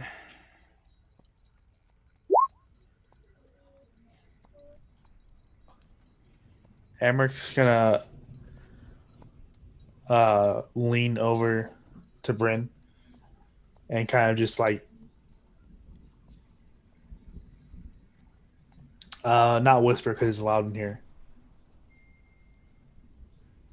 And just say, let's go take a look at the other games. She'll nod and get up. Okay. As far as you go, Racha, they're, like I said, it's pretty rank in here as far as the decomposing food goes, but you do realize that in the small corner of it, there does seem to be a fermenting station that they seem to be making some sort of fruit alcoholic drink. And whether or not those people are tending to that, and that's where you saw them come in and out, you're not sure. But there's also a couple crates in here of just excess loose, just what someone would consider rubbish. It's like fabric that has holes in it, stuff that's ripped, broken, just a hodgepodge of excess shit that people didn't want. Is there a left shoe somewhere? With your 21, you find a left shoe with what looks to be a hole burned out of the sole. It matches my other shoes then. No sole shoes. I will take that shoe and like the one thing that he would actually want to take. Yep. Rachel, by the end of the campaign, gonna have like 30 left shoes. He's gonna be like, "Look, guys, it's a conspiracy." Like there's a Tarask that I will be hucking them at. He will tie all the laces together. Starting over Tarask with them. It'll happen. I got this. It's a I'll have shoestring magical garrote. punches by then. But yeah, he'll sort of. Does it seem like besides those two buildings that anybody's congregating anywhere outside along the island? Like Well- I guess how big is this island? Is it only like a couple square feet? No, the island itself is a few, probably, I think I said like 600 feet across. So it's got some decent mass to it. And like I said, there are sounds of people with each other in different thicker bushes and such, as well as people passed out in different areas. And so, I mean, there's plenty of people around, either unconscious or in other states of inebriation, as well as those that are highly involved in different situations as well.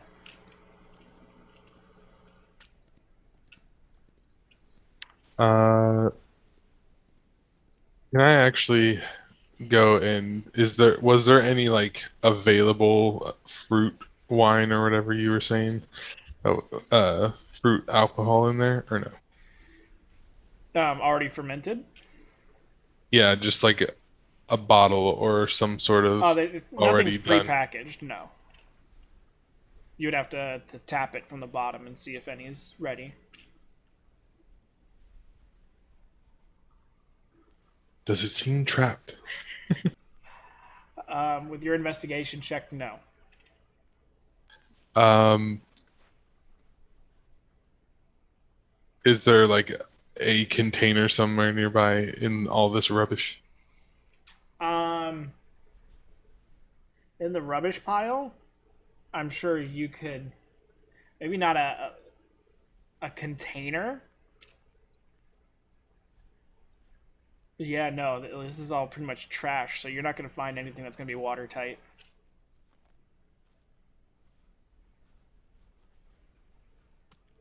I'll go ahead and do like the whole fake peeing with my water skin off outside and empty out my water skin and then go and Fill see her if there's any in there. Okay. I'd say you get about half a water skin full of this fermented juice. All right, now I would like to somewhere relative, like one of the people down on the beach where that are like steam pass out drunk. Whoever's lucidly there but very drunk still, I would like to approach. Okay. Hobgoblin individual is kind of just like standing there and doing the whole drunk defying gravity leans in different directions.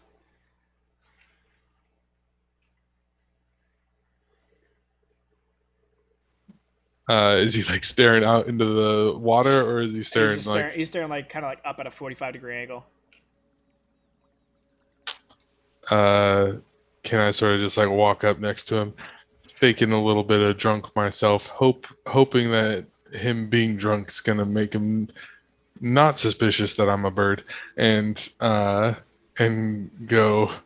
paint a fucking picture. It'll last longer. He's kind of like,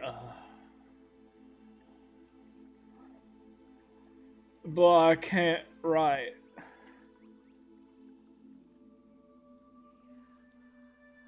Draw it. But I've got no hands. Oh, honey. He'll just sort of sit him down on the ground, and then He fights you. offer. He's trying to stay standing.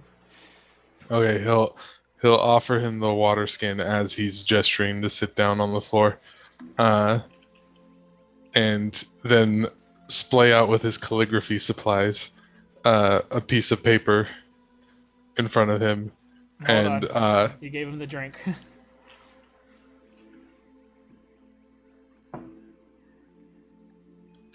Disadvantage because he is fucked up already. Oh yeah, that's a 2. He kind of is swaying on the spot, and as you start to like get your stuff out and get ready to do it, he takes a swig, and a swig, and a swig, and after the third gulp, he kind of like and just falls over, face first into the sand. oh dear. He'll just sort of he'll check his pulse first, just to be like, is he dead? Yes.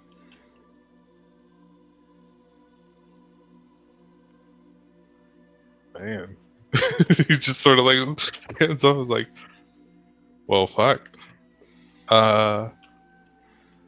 Yeah, he's just gonna walk away. Do you take the water skin? Yeah, I will. Did he look like he already had a drink somewhere nearby? He had an empty mug. I will kick the mug over so that it looks like he dropped it, collapsing onto the floor. Okay. And then just sort of like wander away All right. in a stealth situation. Stealth away. So, Amric and Bryn, you got 2 card games. Before we move, does the mug Amric's using look like the ones the others are using, or first question, am I using Amric's mug or am I using one from the location? Well, he didn't give you a mug, so Okay. you're getting one from there. Okay. And Amric's looks like roughly like their mugs, just a little better construction. Okay. Amric, can I have one of your mugs? And hoping he would give it to her. Yeah, he'll give her a mug. And she'll leave the drink at the table. But she'll hold the mug. Okay. Like she had never left it anywhere while they go to the other place. Well, Gotcha. As for what we're doing, while Rachel clears the island one pirate at a time. 1 second, let me give you directions as to what is available. You've got the 2 card games. Both are heavily inundated with the amount of people.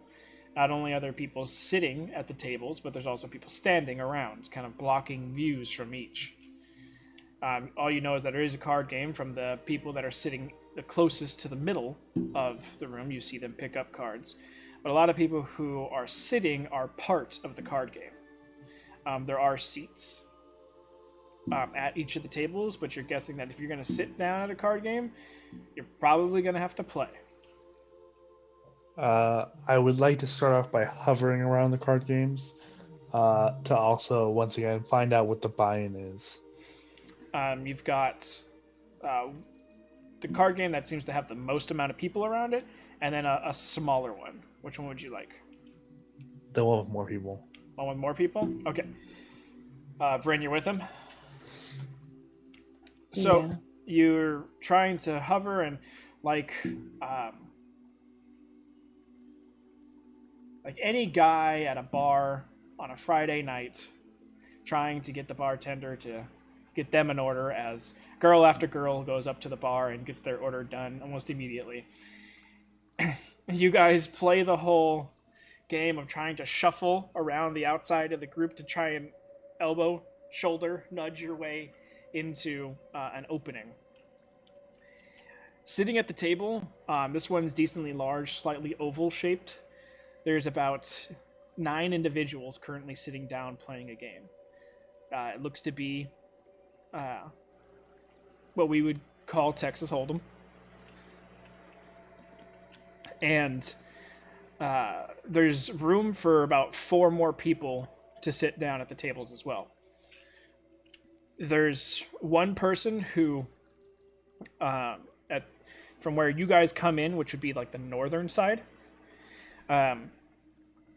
there's one person almost at the complete west side of the table who seems to be the dealer and taking care of all the card and betting situation, as well as people who are standing and around are betting on different things as well.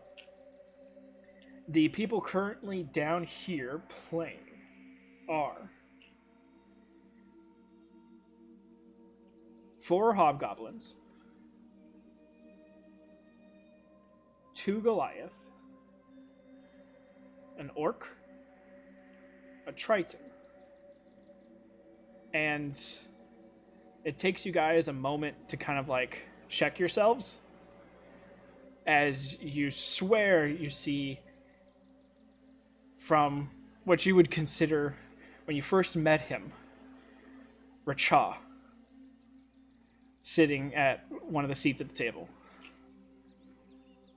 But then you're like, wait, no, Racha's outside. And as you kind of look at this bird, you see a little bit more kind of grooving into the feathers and such, and that you never saw in Racha, almost like stylized haircut.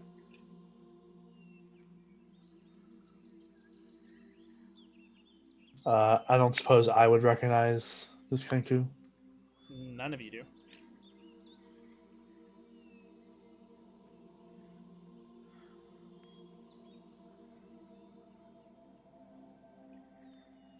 But they're playing. It looks like the buy-in for each hand seems to be about 50 gold.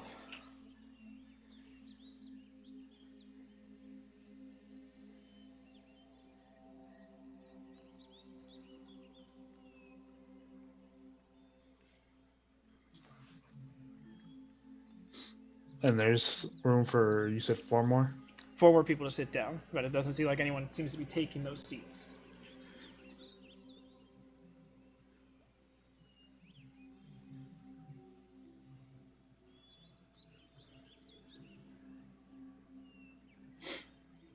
As you're thinking of it, those that are on the ship, Kazariak and Ganymede have sailed as quietly and silently as possible off to the western side of the map for directional sake, and a little bit back the way you guys came to hopefully get past the portal. So if anyone was to come through, they wouldn't immediately see their ship. So they're kind of going behind the curtain, if so to speak. But it's here that as you guys sit, not anchored, but the propulsion of the ship keeping you guys in a set spot. Ganymede and Kazariak and everyone on the ship taking a decently quiet approach to everything that they're doing, just making sure that everything is 100% ready to go in case a immediate snatch and grab needs to happen. It's kind of scary because at one point you all feel a thud. Not a very heavy one, but a decent enough one to make everyone worried. As Ganymede, sorry, Kazariak's not even there. Ganymede whispers, like, everyone ready? Go to your stations, go to your stations. And everyone starts kind of like quickly just moving around, and a couple individuals bring out guns and start to aim at the side of the ship that you guys start to hear someone's coming up the rope ladder. And all of a sudden it stops. And then flying over the side of the ship, there's an individual that just thuds to the deck. And then another one thuds on top of him. One hobgoblin, one Goliath. And Kazariak pulls his way up. Don't shoot your captain now. And really, guns? You just want to give our position away? Found some people we might need to interrogate.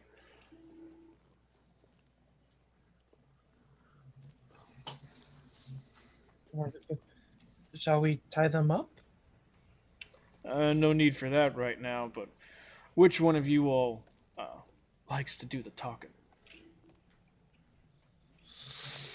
I mean, I don't mind talking at all, but And it's good. I don't think it's the one that you want me to talk.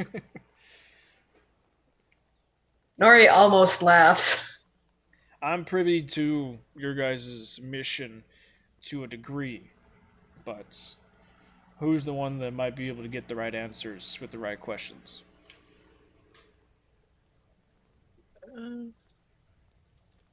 Well, Point to Kaporan. he can be a guy. I'd be persuasive. Nori can turn into a bear. Kazariak kind of lowers his head a little bit.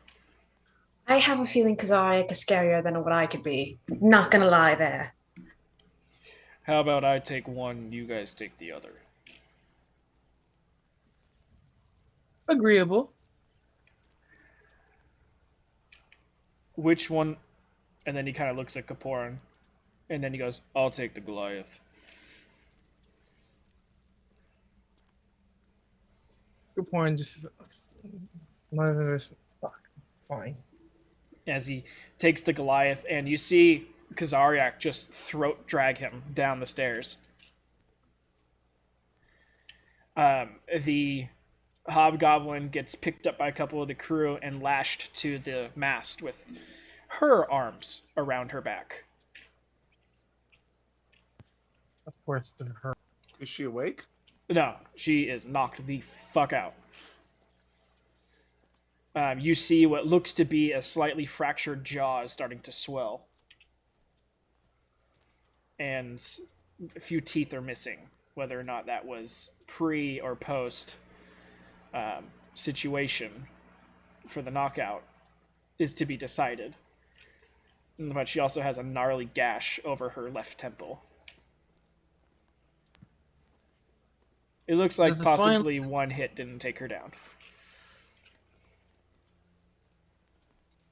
Does it look like focused healing would fix the jaw so she can at least talk correctly? Probably.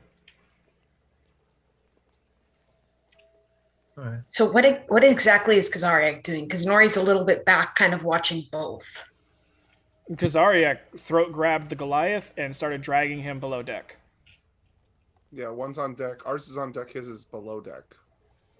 I'm just figuring out how on earth we're going to get questions out of this person. Capone's first gonna fix the jaw, and is then gonna cast Charm Person on. You On have the girl. cure wounds? Because focus healing I don't- requires some sort of touch. I only have Healing Word, so it's not Capone healing her then. Yeah, Nori will kind of sigh and quietly go over and put a hand against her jaw and then cast Cure Wounds. It'll just be a first level. She's not wasting anything more powerful on that. Yeah. You hear the sickening as it resituates in the jaw, and then you feel the bones kind of connect back again. And this is enough to wake her up. How out in the open are we? Like, I get it, we're on deck and all, but like, if No, she screamed. they moved the boat back. So from the nearest island, which Bryn and Amric went to, you're now probably a good 1,700 feet away. So almost Nothing a quarter worrying. mile away. And Nori was prepared to cover her mouth if she screamed. She kind You'll of need to do that anyway. Trust me. she starts to stir, and then the pain kicks in of the regrowing, because though it is healing, it's hurtful healing, and so kind of, oh, you fucking bitch. And you can expect a lot He more left you if like you don't that. answer our questions. Swear I'm gonna fucking eat all your eyes. That's nice. Kaparin, could we get some help, please? Of course. What's There's this no need to be- big bitch gonna do, huh? Capone pulls out his loot. What's bigger, I your can eyes or believe- your nuts? I pull out my warhammer and say hello to Starbucks discount, and I smack her in the knee with it.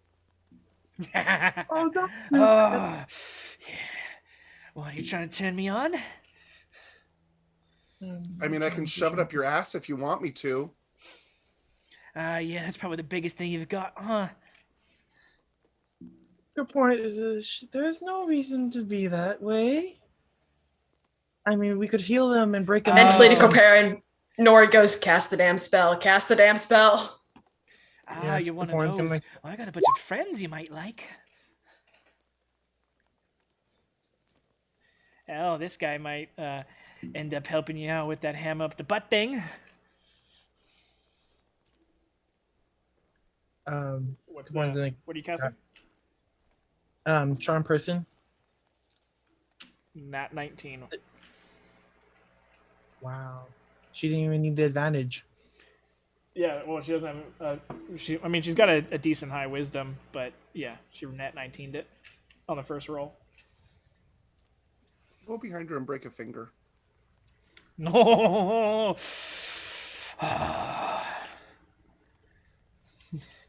Now you've got me hard, little one. Okay, fine. Come on, do I'll break another. another one. Ugh. Well, Yeah, that's not working. are you going to ask her questions or not? Ooh, what your question is, huh? Yeah, where do you guys keep your prisoners? Just curious. In our bellies. Uh And huh. I'll come back around and smack her in the belly with Starbucks discount. Oh, that might have been one of your dwarven friends you just moved around. Can I command her to tell me where the captain is? Or where a general is? General. General, yeah. Nah, command's only a single word command, so you couldn't. You literally have to be like speak or. I guess you drop. could say truth. Well, yeah, but not, that's it's the not question having to that speak answer that. truth. Yeah. She could, if it's a single word that could be misconstrued in a way, something like truth, then she would technically have a viable way She to could tell go us the around. truth of what her bra size is for all we cared. No, she could tell.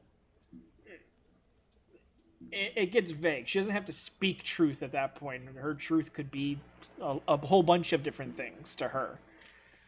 So unless you're doing something that would say like answer, like zone of truth or answer with the truth, then you would have something like that. How's she looking? I mean, Kazariak didn't really do too much damage to her before knocking her out. Oh, good. We have plenty of things to break. I mean, if it'll help, Kaporin will try again. I mean, it usually helps if you ask questions. Oh, you gonna sing me another song, big boy?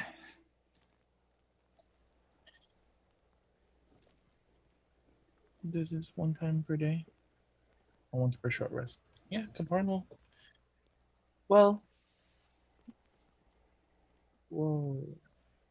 Sorry, my spell slots are getting all messed up for some reason. Yeah, he's gonna try charm her one more time. Is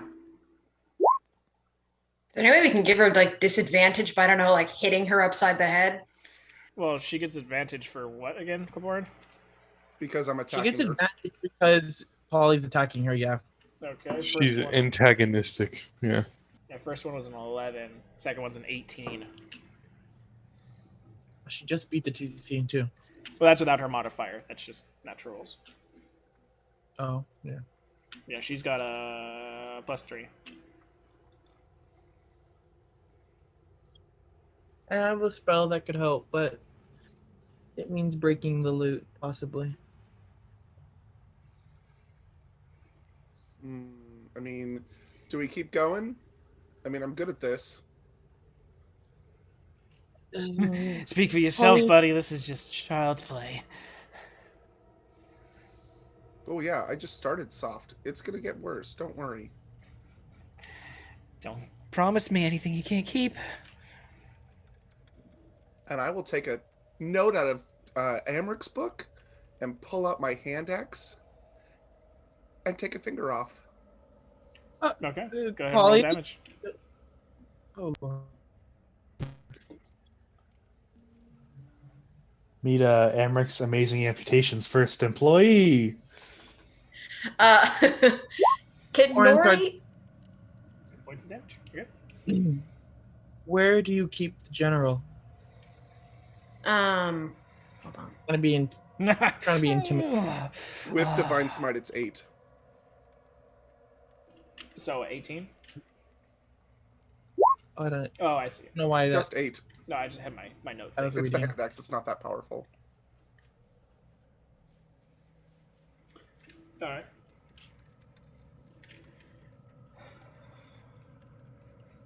Yeah. What were you trying to intimidate with? I was trying to read and then it rolled. Yeah. I think Born asked a question. Born's being nice. He's trying to be the good cop right now. Little dwarven man, you mind sucking on my finger because I can't get to it right now. Maybe put a little I'll lean lime into in her it. ear and say, "You like that, huh? Let's try again." And I'll do it again. Got 9 more. Nori looks simultaneously impressed and deeply disturbed by Polly. And she's going to go, because Zaryak went below deck. I don't want to go all the way below, but just to the point where I can hear.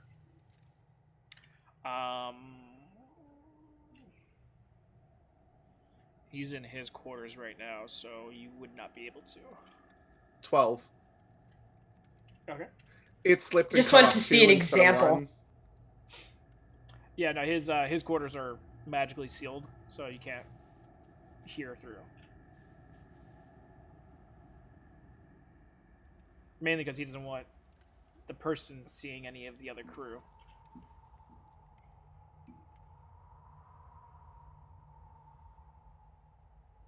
So, Oh, never mind. Sorry, keep going. You better keep him as a keepsake there, little guy. Is she pale, or is she just like being a bitch? She's a hobgoblin, so it's really hard to see paleness to her, especially in basically pitch black night. Oh, come on. Just give me what I want. Let me free and I'll give you everything you want. My type. It's alright, I can use your hammer. None of that, no. None of that. Oh, don't worry, I've got more for you, big boy.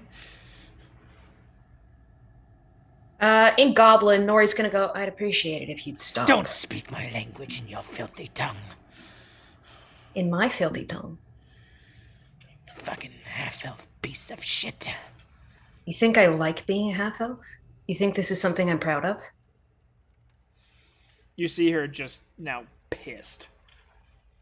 Like, she was tantalizing before and angry at the situation and murderous to a degree, but now, Nori, you've got all her attention, and she is just beady-eyed on you, and if looks could kill.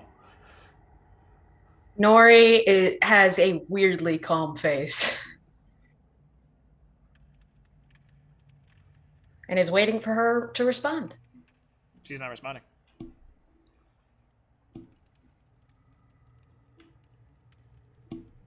And then back in common, she's just gonna go, is this any better for you?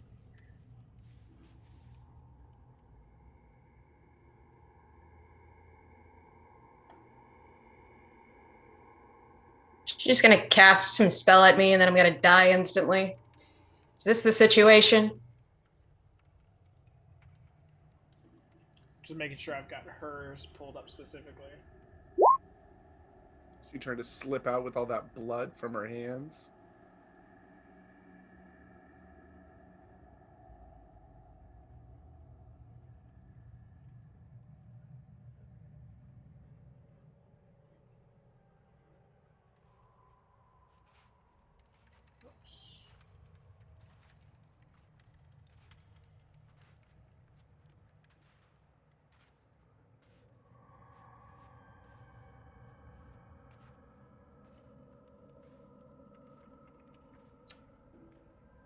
No, sorry, it's just D&D Beyond is fucking me up right now. Why?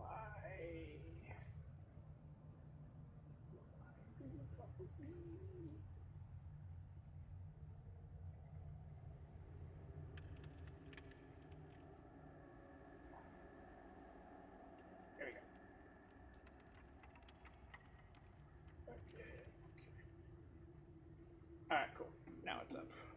It just was not opening up the actual page.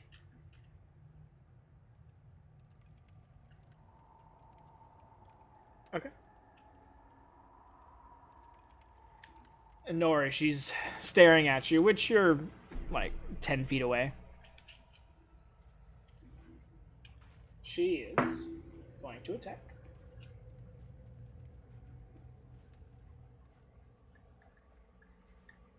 What's she attacking with? Just a 17 hit. Bryn has my armor. She fiddles around in her mouth with her tongue and pulls out a needle and just shoots it at you, pegging you in like the collarbone area. So go ahead and roll a con save.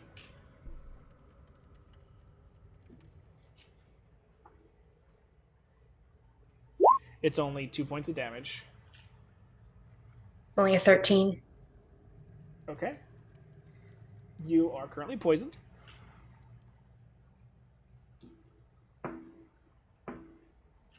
You take 6 points of poison damage. And your eyesight starts to go. Nori's going to quickly cast Lesser Restoration on herself. Okay. Does it help? Yeah. Do I still have my eyesight, or is it still going? No, you're good. It takes a few blinks, but it comes back. Always noise eyesight. It really is. It's like targeted specifically a lot. Well, I mean, think of pirates. What's probably the number one thing they need? To be fair, most people need a hardy constitution. Nori takes out the needle and just kind of looks at it. Does it look similar to Rachaz? His blowgun needles, yeah. She just kind of drops it to the floor and goes, "I'm sorry." No, that's quite enough.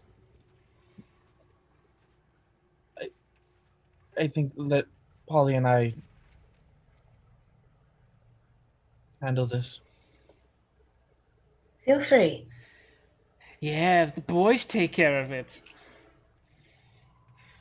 Oh, hun, I don't need them to take care of anything. Oh, obviously you do. Gotta tie Unfortunately, me up. I Gotta have. Take my fingers. Unfortunately, I have nothing to prove to you, so continue on, please. Polly, if you wouldn't mind helping our friend here relax a little bit more. Relax. Let's see how we're gonna do this. That's right, and I'll smack her other knee with my hammer. All right, roll some damage.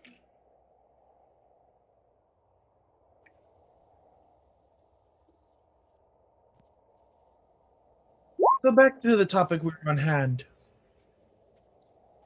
The general, and as 11. You guys are really cute, I have to admit. Is this your first interrogation?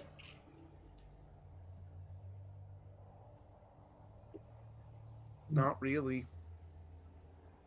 it seems that one of us is enjoying it a little bit more than the others. Oh yes, I am. I'm loving it. Ba ba ba ba ba. Can I do a medicine check on her to find something? What are you trying to find? The right spot that I can hit with the hammer, the handle of the hammer in her lower back to paralyze her. Yeah, you can make a medicine check. It's gonna be a disadvantage though, because hobgoblins are a bit different than what you've dealt with before.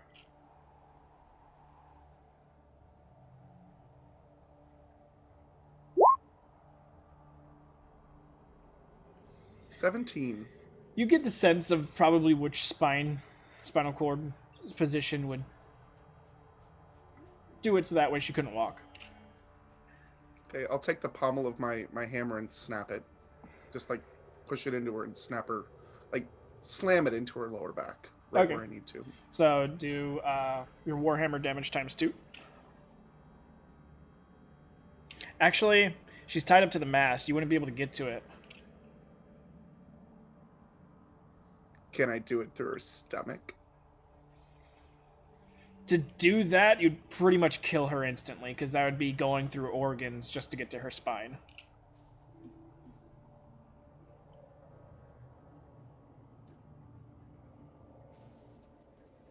That would be like blowing up her stomach and her spleen. And like she might live through it, but she's probably got seconds at that point. I've got spare the dying. Spare the dying works when you're unconscious, not when you got internal toxicity going on. I know.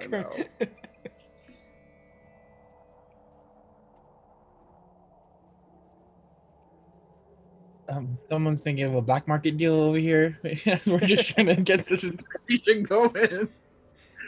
You know how much this spleen will sell for in the Ixian government? It's a big So dark. spleen. It can... Okay, I'm just gonna. This is gonna sound really horrible. I'm Not gonna too much get in front of more. her and play with her legs and like, oh, I'm gonna walk off the ship. Oh, I'm gonna walk off the ship, and start playing with her broken legs. Nori and Goblin is gonna go. She's gonna take a step forward, still decent ways away. She's not getting very close. And she's gonna go. How long? In Goblin, how long do you want this to go on for? Don't speak my fucking language. Why? She just turns to you. I don't need to sit here and listen to this. And just starts smashing her head against the mast. Stop her. Got it. Orin will... Oh wait, I can't reach it. Porn will shove all the cloth he has in his bag behind her head. Okay. It does. What would that be? That would technically be strength. Okay. Does a 15 hit? Yeah. Okay. She gonna bite me now? Fuck yeah, she's gonna. You cut fingers off, broken both of her kneecaps. She's trying to kill herself. Of course she's gonna. Yeah, of Like course. you do. That's 4 points of piercing damage. And I need you to make a con save. Great, I have rabies. Oh, she's got the poison in her mouth, hence why the needle was poisonous. I'm just God, I wish joking. Rachel was here. I need some pliers. Taking off fingernails time. I was thinking of teeth, actually. You are poisoned. Yeah. You take 3 points of poison damage, and your eyesight starts to go. I will reach over. I'll walk forward, and put a hand on Karen's shoulder and cast Lesser Restoration. Running low on spells, guys. I can't do much more. And she spits out the large chunk of flesh she pulled from you. You now have a nice, solid wound on your left forearm. Wonderful. I suggest healing that. And goes back to smashing her head. No, we're not going to do that. What are you doing? Hold to on, stop I'm her? looking for what I have. Yeah, she's getting Can I pretty just close. knock her out? Like non-lethal knock her out? You could try. She's done a lot of damage to her head already. Yeah. She's starting to bleed out the back. Mm-hmm. Hold on, I'm trying to find something. This is my computer being slow. I apologize. We're doing a bang-up job, you guys. Literally. I don't know. What?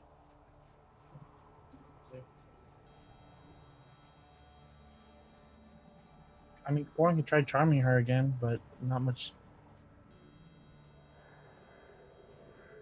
At this point, she's attacking herself.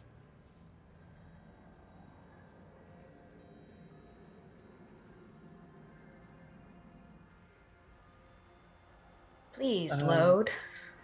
What are you looking for, Nori? Looking for my equipment to see if I have anything soft that I can put behind her head.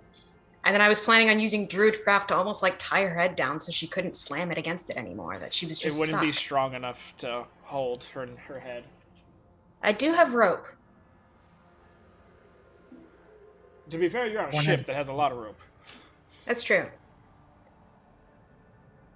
Yeah, you I'm got. so tempted to just like turn into a bear and then just like hold her head still. Would that even work? She'd be able to bite you. Can I? I have a hold her lot head higher still, like, con as a bear. her head between my hands? You can certainly try. I mean, I've got a pretty decent strength. Yeah, go ahead. Be athletics versus her. She wouldn't really be able to acrobatics out of this, so it'd be athletics versus athletics. And she rolled shit, so. Yeah, you beat her. So going behind the mast and kind of holding her head up against the mast so she can't, pull back and do it anymore. She's kind of got her head back and is just staring at you, Nori. This is so fucked up. To the side, Nori. Ask your questions.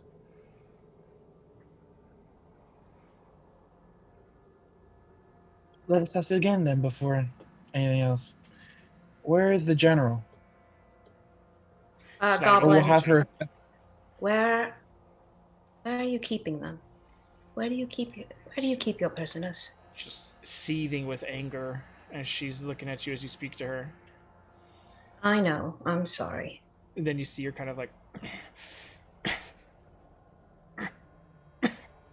She fucking poisoned herself. God damn it. You see blood start to just pool out of her mouth. Wait. If I run up to her and cast Lesser Restoration, would that fix that? Possibly. And I also cast Spare the Dying at the same time. Yeah. Well, Okay, we need it for information. I can do this. Yeah, we're gonna Lesser Restoration. That's my last second level, but I can do it. Okay, you run up and pop Lesser Restoration. Doesn't seem to do anything. It was worth a shot.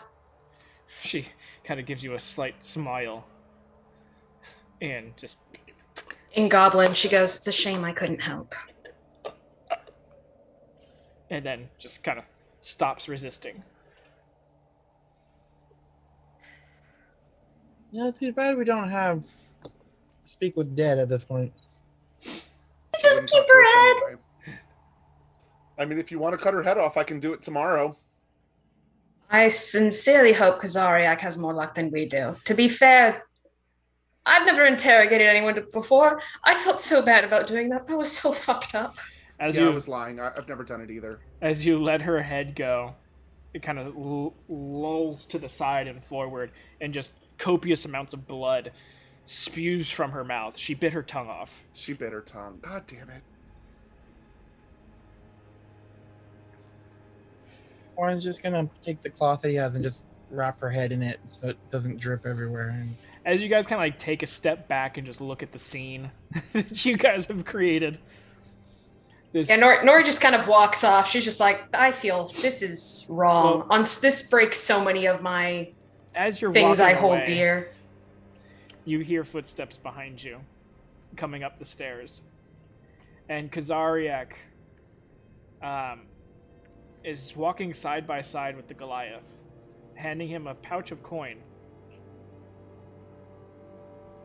And they're kind of nodding and shaking hands and talking. And then Kazariak is a little bit ahead of the Goliath. He just briefly looks up, sees what happens, and immediately just 180s with the Goliath and goes, "Actually, let me show you our alcohol storage. Warren's You just want gonna a cut drink?" the rope in. And the guy's like, "Yeah, I could use a drink." Yeah, I'll quickly chop off her head if I can and then throw her body overboard. Easy. Sure, Ollie. As three of the crew who are up on the top quarterdeck behind the helm have watched all of this. After you kind of just... Because you only have a hand axe, right? It takes a couple swings. Yeah. You take the cloth that Kaporin put over the head and kind of tie it to the mast itself so it doesn't move. As you kind of just... And then get down to the spine and have to like... to get through it before you hear the... of it breaking, and you're like, okay, there you go. Take it and kind of let the excess goo run out of it for a little bit. Kaporin, you can throw up over the side if you need to. I'm fine. I have an empty stomach anyway. Let's just throw this body over. And I'll grab it and throw it over the side. Yep. The crew take a few water buckets, drop them over the side, pull them back up, and start to just to wash away the copious amounts of blood and fingers off the deck. Yeah, sorry about that, guys. And I will wrap the head in my cloak, my fur cloak. When everything's cleaned up to a good degree, one of the crew goes down. And a few moments later, Kazariak and the Goliath return. And goes, well, I appreciate your understanding of our situation and hope that coin sees you for a good night of drink. Actually, with the amount of drink you've given me already, this is gonna be drinks for tomorrow night. Whatever works. Go ahead and take you back myself. I appreciate that. And they climb down back into the little rowboats, and not as swiftly as before, because Kazariak doesn't want to give anything away, but slowly takes him back to the island which he took him from.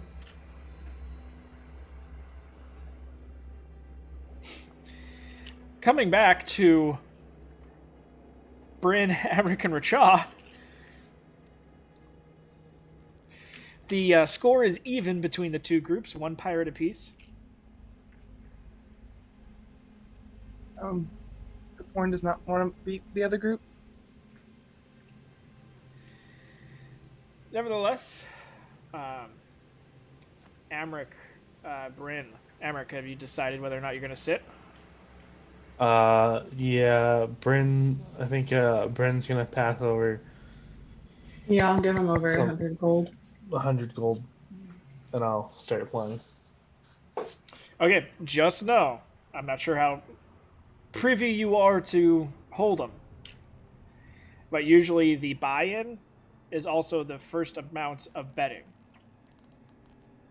So when you buy in, that's just to play the hand, and then usually the bets increase by the buy-in amount. So basically, the first round of betting where you have to call, you'd be all in.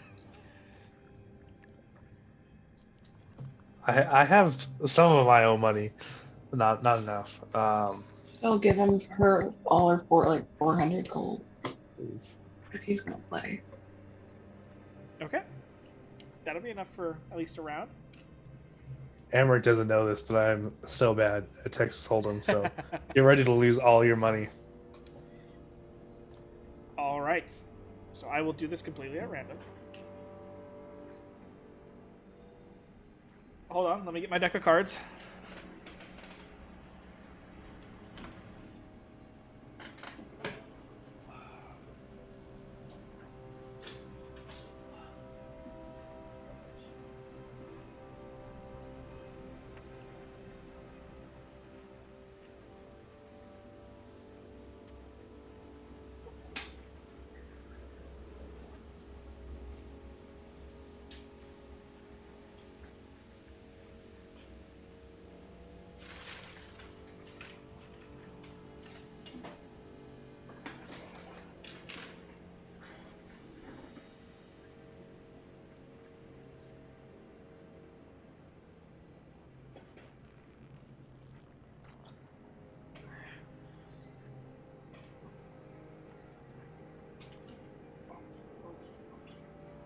Come here. Come here. Come here. Okay. Yes. Yes. Oh.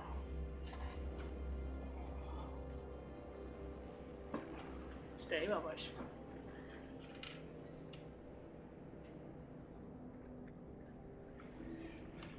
Unfortunately, today's the day I cleaned, so I have no idea where I put the deck of cards, so I'm going to have to use an online one.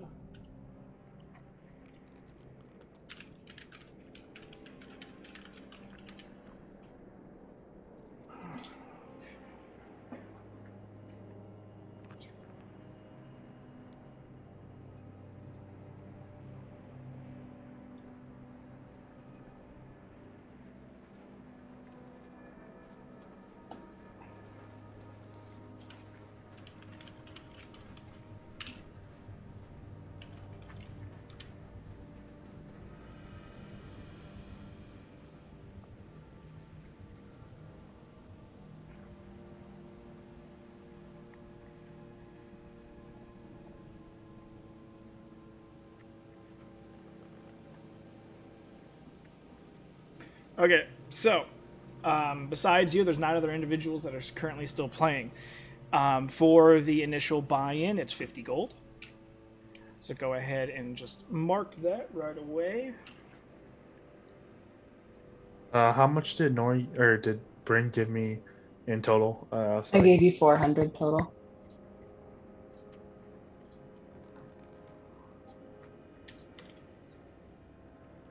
So just from the buy-ins alone, there's 500 gold on the table. All right, and the first round of cards get divvied out. I need. There we go.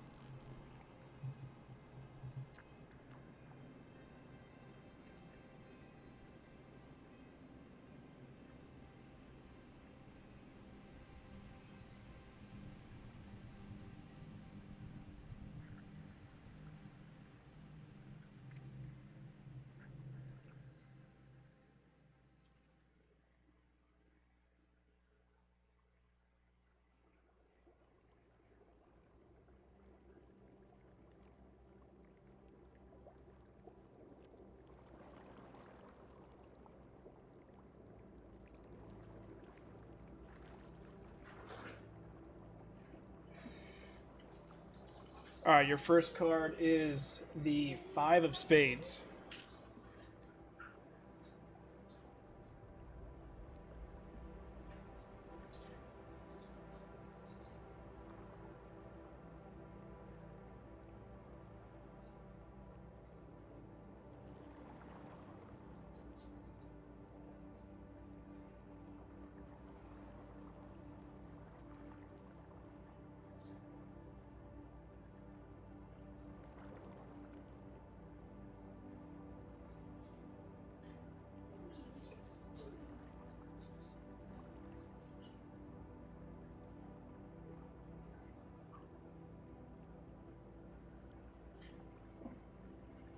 And your second card is the 2 of clubs.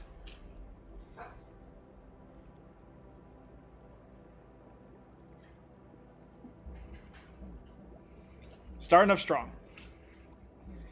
So, the flop comes down first. First 3 cards.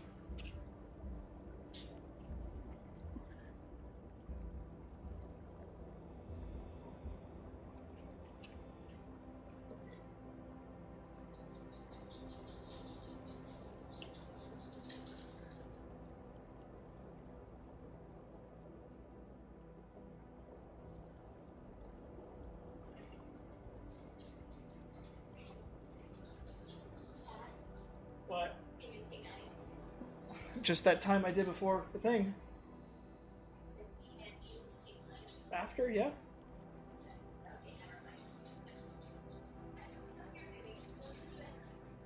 All right. So the flop is the Queen of Clubs, the 7 of Diamonds, and oh, sorry, no, the 7 of Hearts, and the 8 of Diamonds.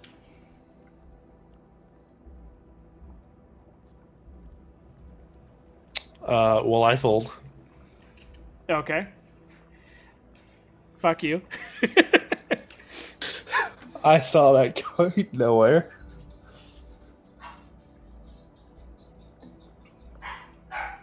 Yeah, that is absolutely horrible. As far as who would win this hand, You could have you check before you fold. If somebody then bets you, you fold. You gotta stay in until you have to. Yeah. Only one of my dogs is getting walked right now, so the other one's upset. Yeah, so person number 6 would have won. And then we reset.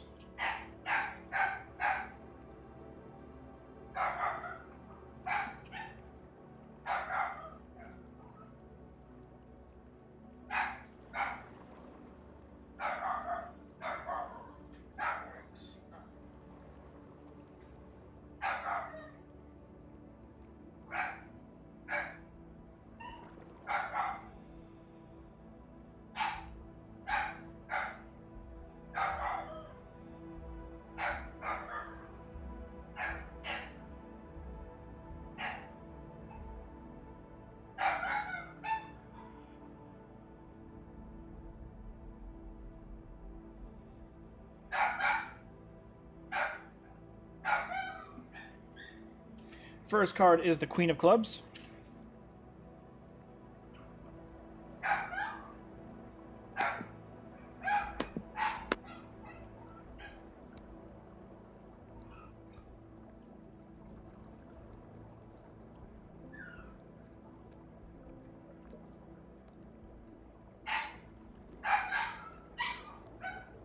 Thanks, that's enough, buddy.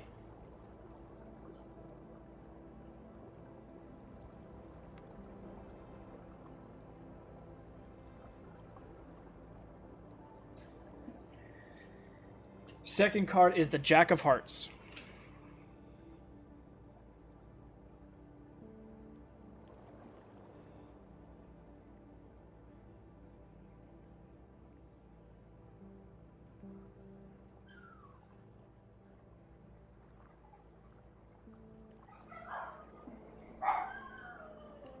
All right, the flop comes down. It is the 3 of Clubs. The puppy just howling in the back. It's the 2 of Clubs, the 3 of Diamonds, and the Jack of Clubs. Sorry, you said 2 of clubs, 3 of diamonds? No. 2 of Clubs, 3 of Diamonds, Jack of Clubs. Sorry.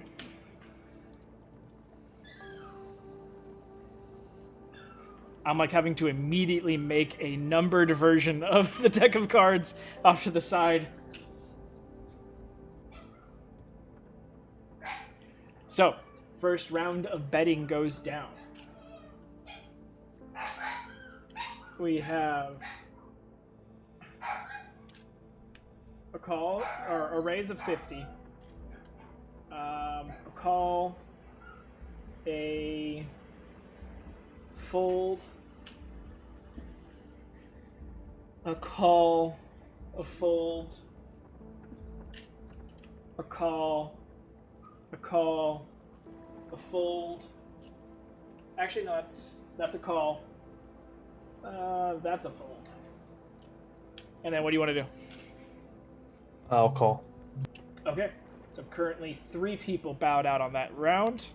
That puts us 100 in, right? 50 for every bet. Is that what we're doing? Yeah, it's 50 per bet. So 51, 52, 253, 350.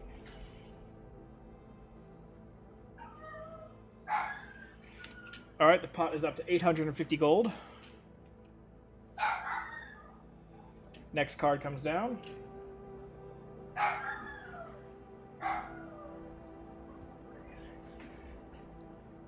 It is the 6 of Clubs.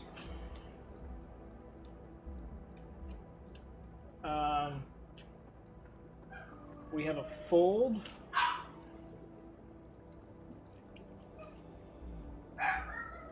A fold.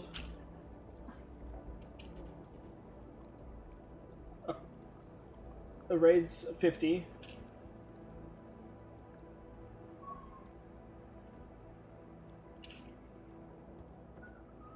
A call.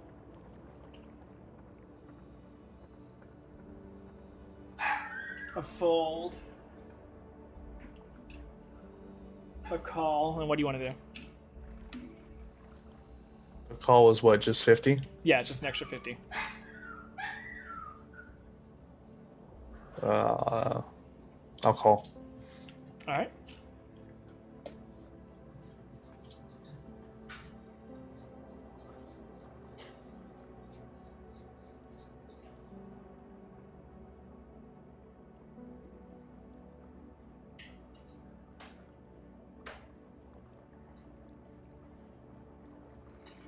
Pot's up to 1050 gold.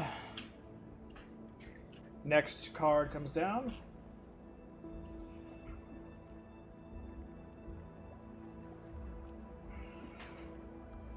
It is the 7 of spades. We've got a call,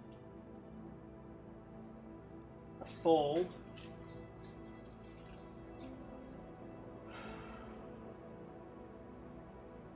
a raise. So now the bet's up to 100 gold. And then it's up to you. So if I accepted this call, it'd be another 100? You need to put in 100 rather than 50, yeah.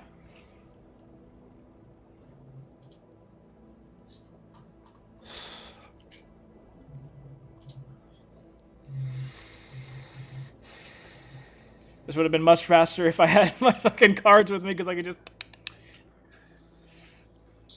I'll call. Okay. So, and the other guy is going to call as well. So that's 50, 100, 100, and 50. So 300 extra. Brings the pot to 1,350 gold. Or sorry, yeah, 1,350 gold. And the cards get flipped. The first guy had a 7 and 8 offsuit. So nothing.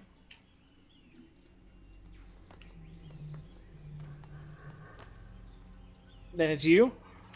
You flip over a pair of jacks. If I'm looking at your thing correctly. Yeah, I got a queen and a jack. Yeah. And the other guy throws down a 4 and a king clubs, which gives him a flush. So he takes the pot.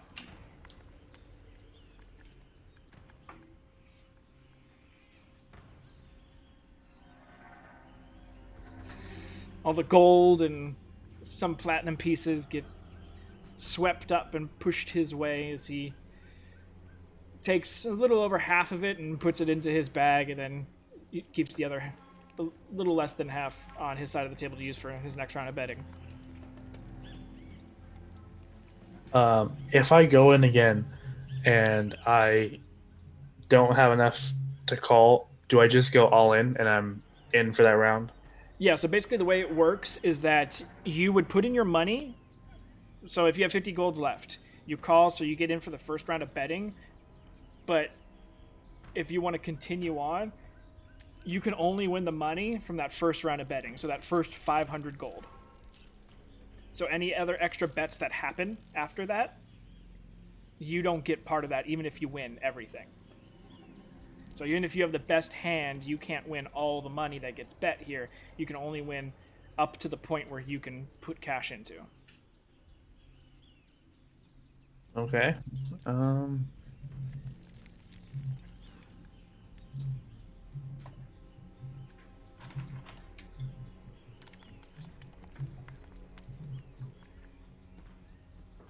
Let's go for another round.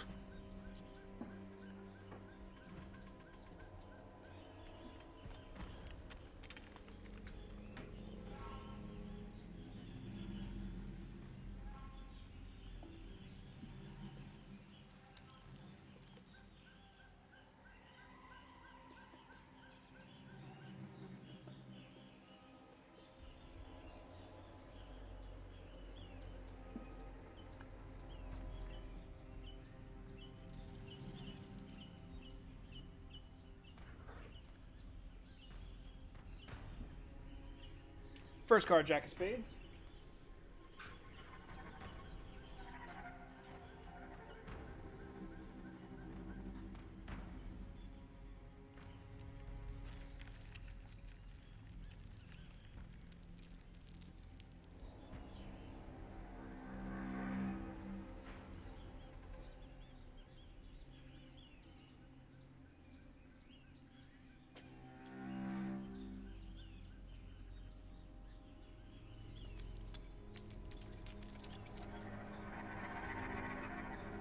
Second is the 6 of Hearts.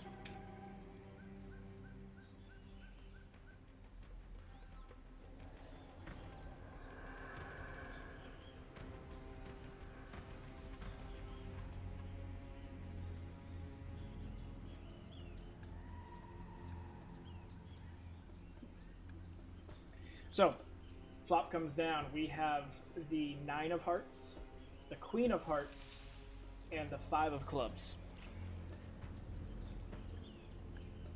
Do you only have enough money to get into the game, or do you have enough for another call?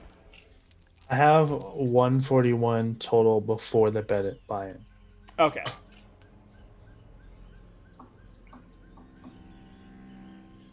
So after the buy-in, you have 91. Yeah, but I don't. It doesn't make anything.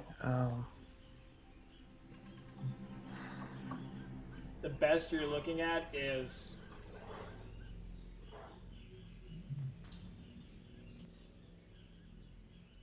the best you were looking at was a 7, 8, 9, 10, but you've already lost that possibility. Yep, I am not the right person to be playing poker. That's for sure. You're the one that sat at the table. I mean, you can also try to, deceive them and try to insight check them to see if they actually have a good hand or not.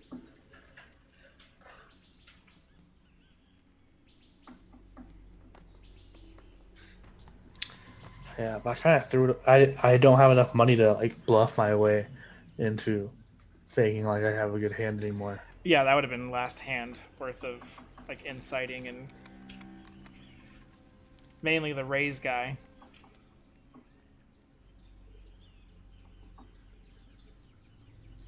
Which would have been hard because it was the Kenku.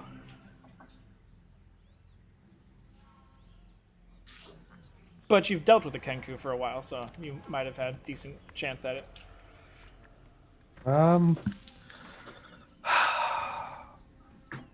Well, I just lost Bryn's almost 400 gold.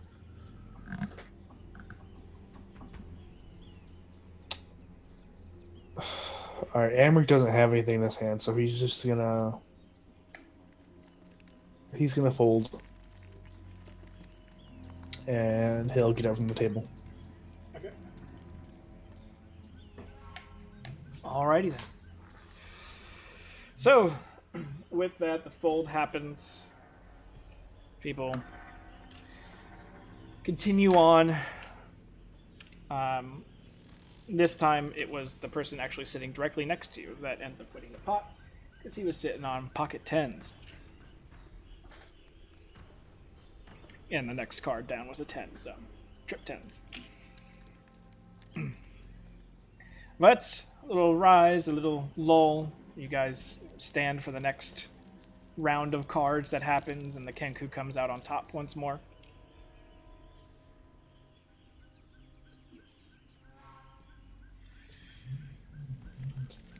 A few moments later, Kenku, pretty saddled with coin, moves over to the other table, the other card game,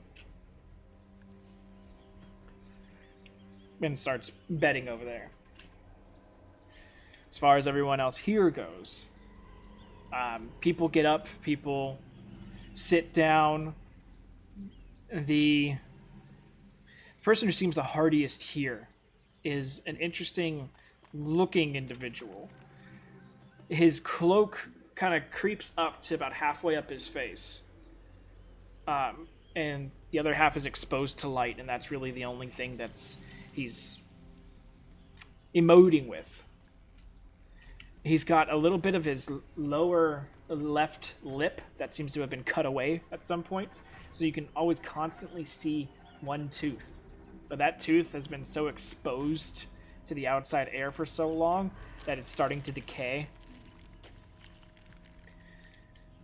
But the weirdest thing about him is that, from what you can tell, he looks human.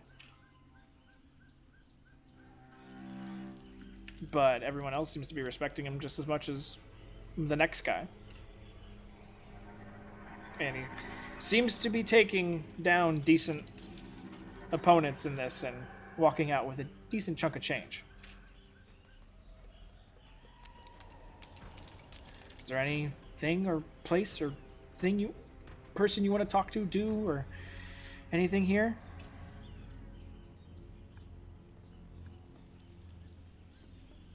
Added this part of D&D. Information gathering? Yeah, I know. Most people are.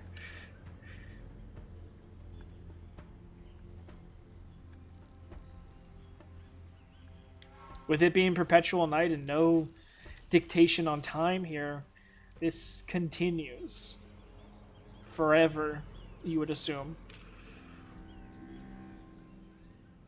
Though the people may leave the abode and be transferred out with other people, there does not seem to be any slowing down or change in what goes on in here.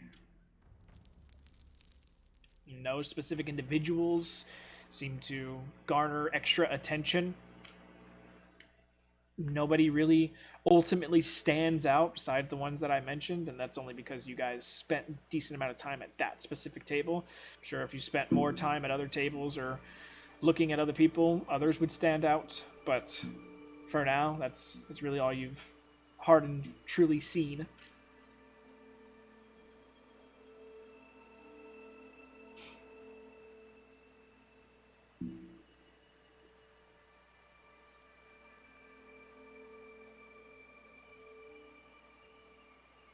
For the group on the boat, did Kazariak ever tell us anything new? Well, he had to go drop off the guy first. And since the boat moved away, he's a bit further off than when he first had left. Interrupted my long rest. Rachel, is there anything you'd like to do? I definitely have something I want to do, but I don't want to do it until we're ready to go. Okay.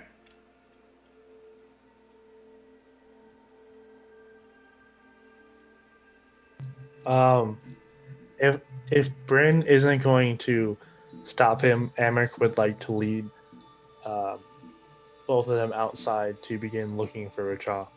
Okay. Give me a perception check.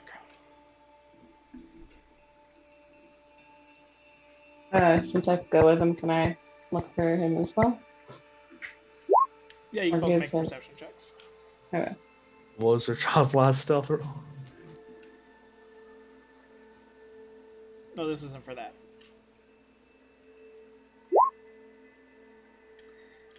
Amric, you hear a familial phrase come from the Kenku that you've heard your Kenku say before. People fucking back in the day.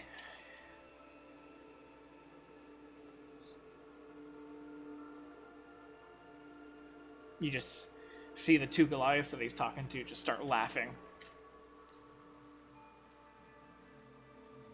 Amric will remember that. Okay, you guys head out. Richard, are you still in your... Well, you had moved all around. Have you come back to the main building?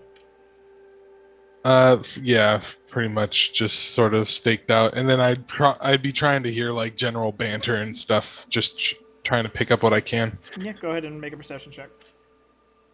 If you're outside, it's decently difficult, and you're probably only going to catch like the people closest to the door. Yeah, people coming in and out was mostly what I'd be focusing on.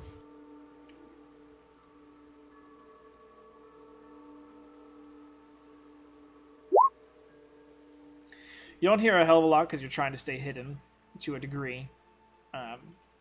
Though the severely intoxicated hobgoblin that you killed didn't seem to mind you. You're not sure if everyone else will.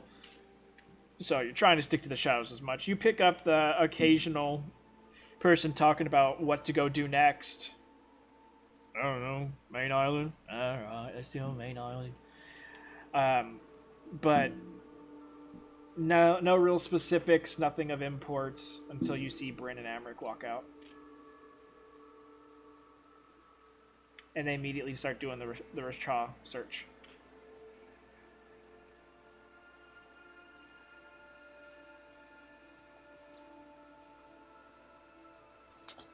I have to flick a rock at him. With your dex, you'll probably hit them.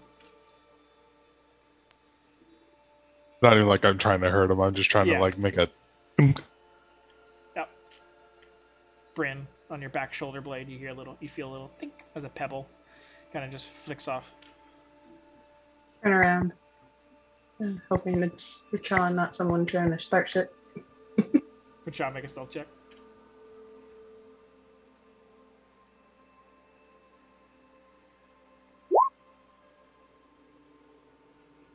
Seemingly out of the darkness, nothing happened. You don't see anything.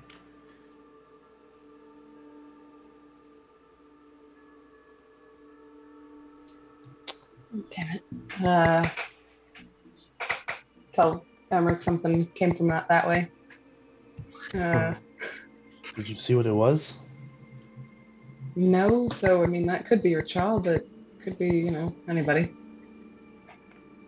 We could probably spend the next 2 days out here looking for Richard. That's a very good point. Or the other side of her, I'm just like, hi.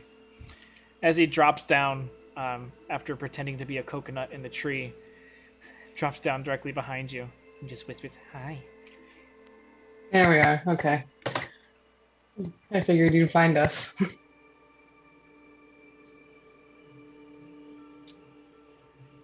Let's get somewhere a little more private. Time to go. Yeah, time to go. I got an idea. What do you wanna? What's your idea, Richard? But I know the Arnold Schwarzenegger, get to the chopper. No. Not many people in Seattle are screaming that. And he'll say, I'm on a boat.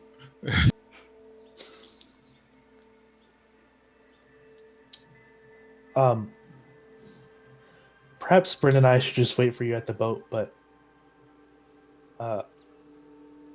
before anything else, Richard, you should know that there was a Kenku inside the big building. And you know that phrase that you say, the people fucking back in the day? People having sex back in the day? Yes, that one.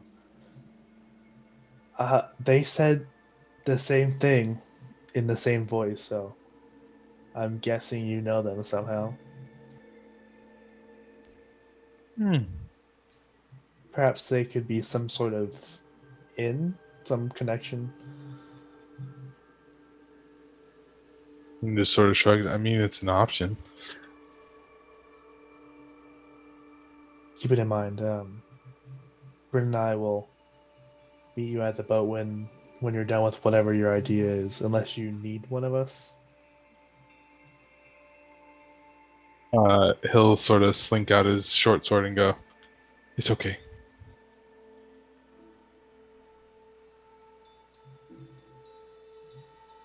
Come on, Bryn. We'll start taking the dinghy out when we hear the screaming.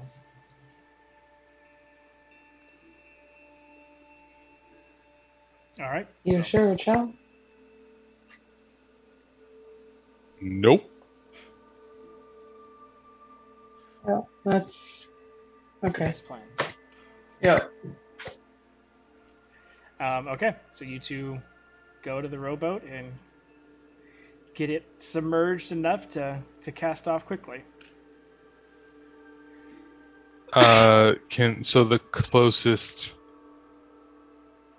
bush shaking scenario going on to the boat. To the boat? Okay. Yeah. What is? Can I like sneak up on that just slightly? Yeah. Quietly. They're preoccupied. Who are they? What do they look like? Here it's just going to be what looks to be a Goliath male, and you're not sure what type of hobgoblin, male or female, it might be in front. All right, I'm looking for a human. I'm looking for a human person, one of the women. They're more slaves, so they're going to be in that building. Gotcha. They wouldn't sneak off into the woods still. No, they're more of like they belong to someone, so they probably don't need to stay in sight of that person.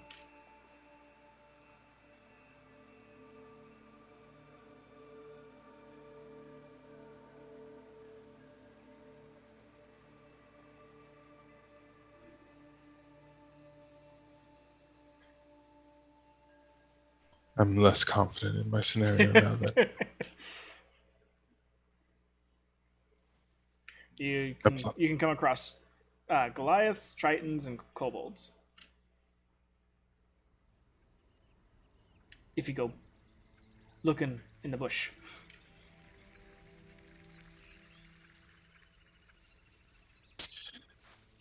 Do I get the sense that like no, never mind. I'll back out then.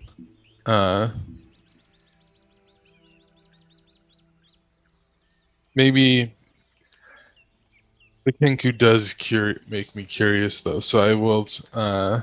If you're just looking for humans, you could wait at the smaller one until one of the human women go out to use the restroom.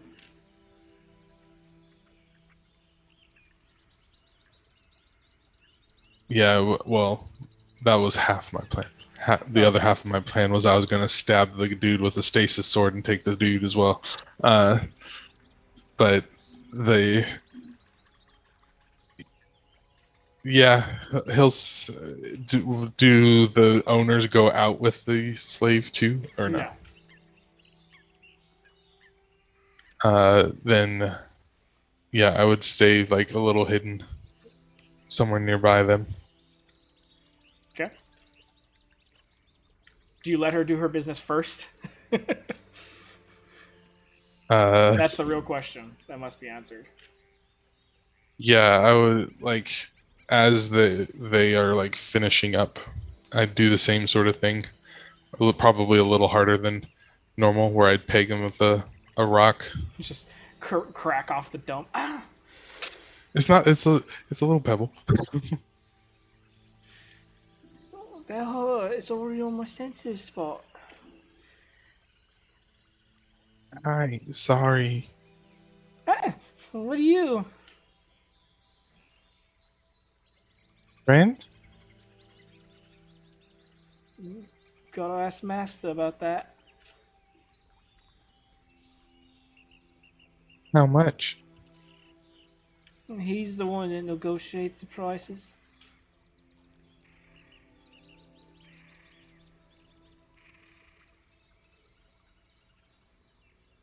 Come on. Let's get out of here. I can't just leave. Master's gonna be angry. All business needs to go through Master.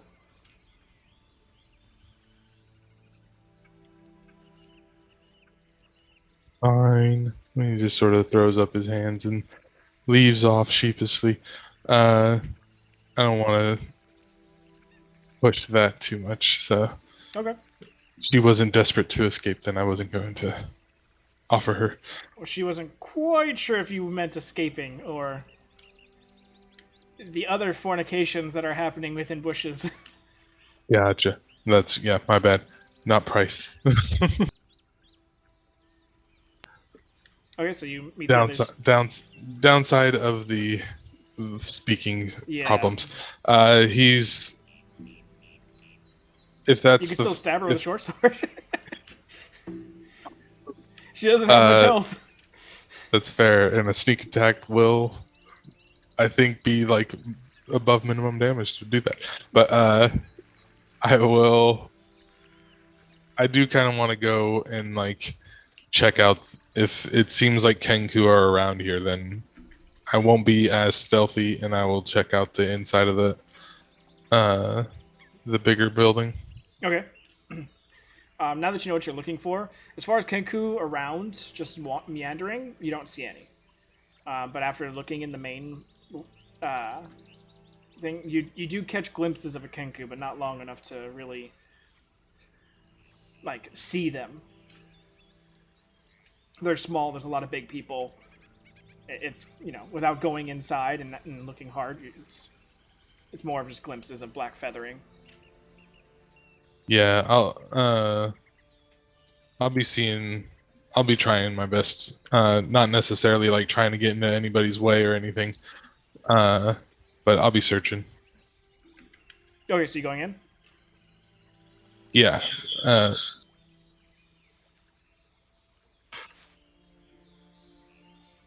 Okay, so if you're going in, then you can get yourself to a position where you can see them. Okay. Nope. Never mind. Becca's thing is going off and it's messing with me. How dare your thing go off? Her headphones died or something.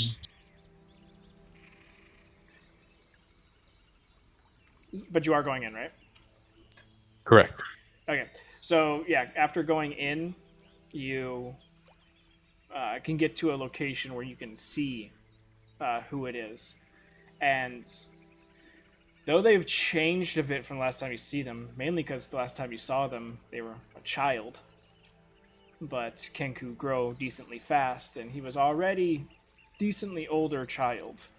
But the little Kenku that Kaporn had given a gun at one point, currently with a groove pattern between his feathers and a lot older looking, sits currently counting his coin often to the edge of a table, putting it into a familial looking little coin purse, just like yours. Little Bobby. That's what I called him. He's got a new name now. Does anybody say his name, or no? Make a perception check.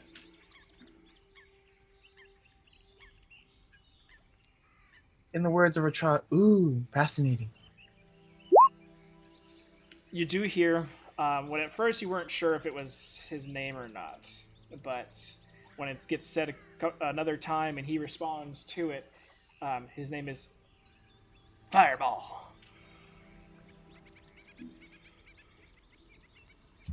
Whiskey. I like it. Nope. But no, I know. So they call him Fireball. So his real name was Kaboom when Eric's fired off that fireball into the air. Awesome.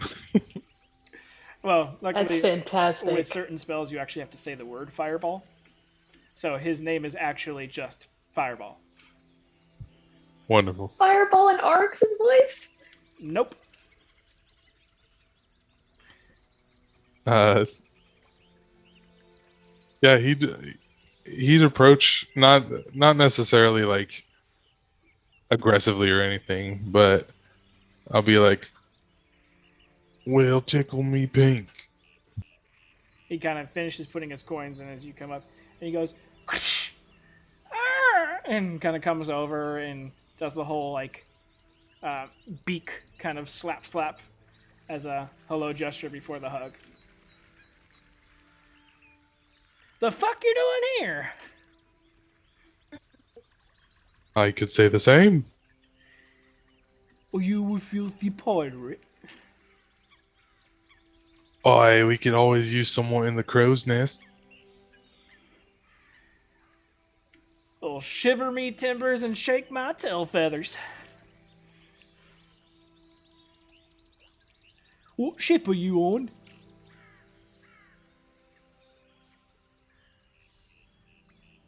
Would I have known the ship names that they said? You would have seen the names, but no one said them.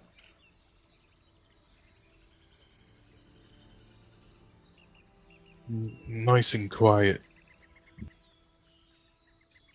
Huh, don't know that one. Well, you've got to come with us. The bleeding guts. Best ship in the sea. There's lots of money in it for you.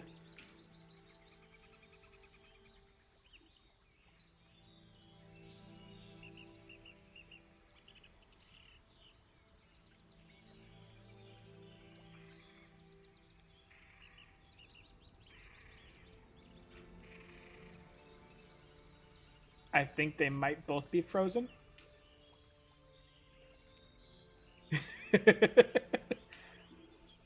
So fun.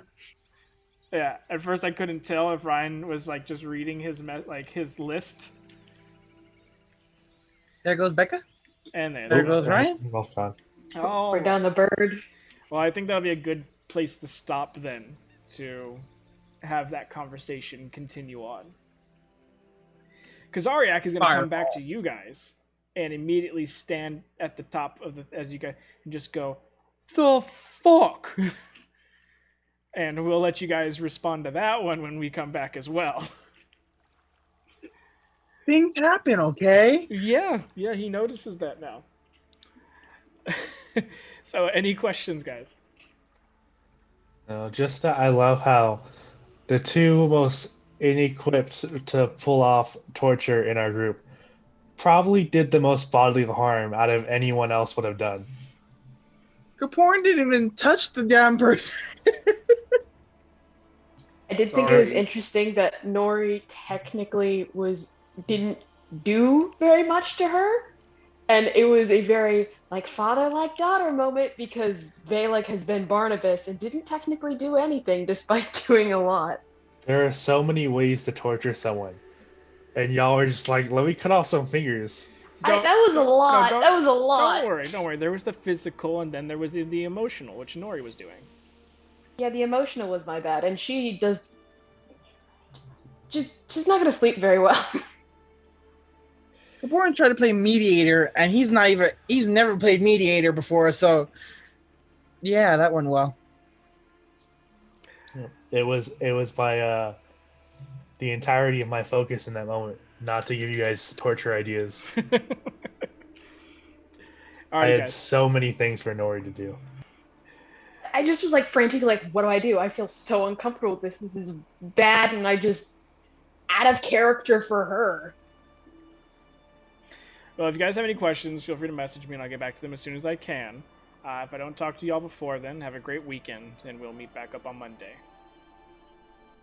All right, good night, everybody. Good night. Night. Thank you, those to stay with us. Have a great night. We'll see you next time.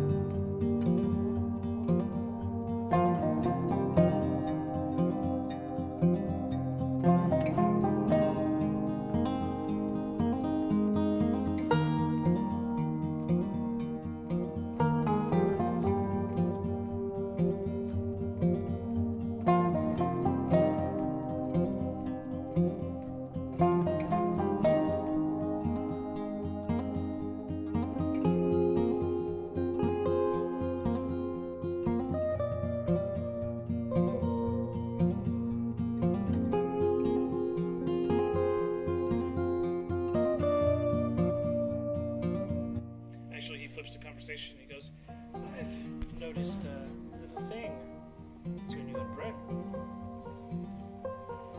What? Nothing.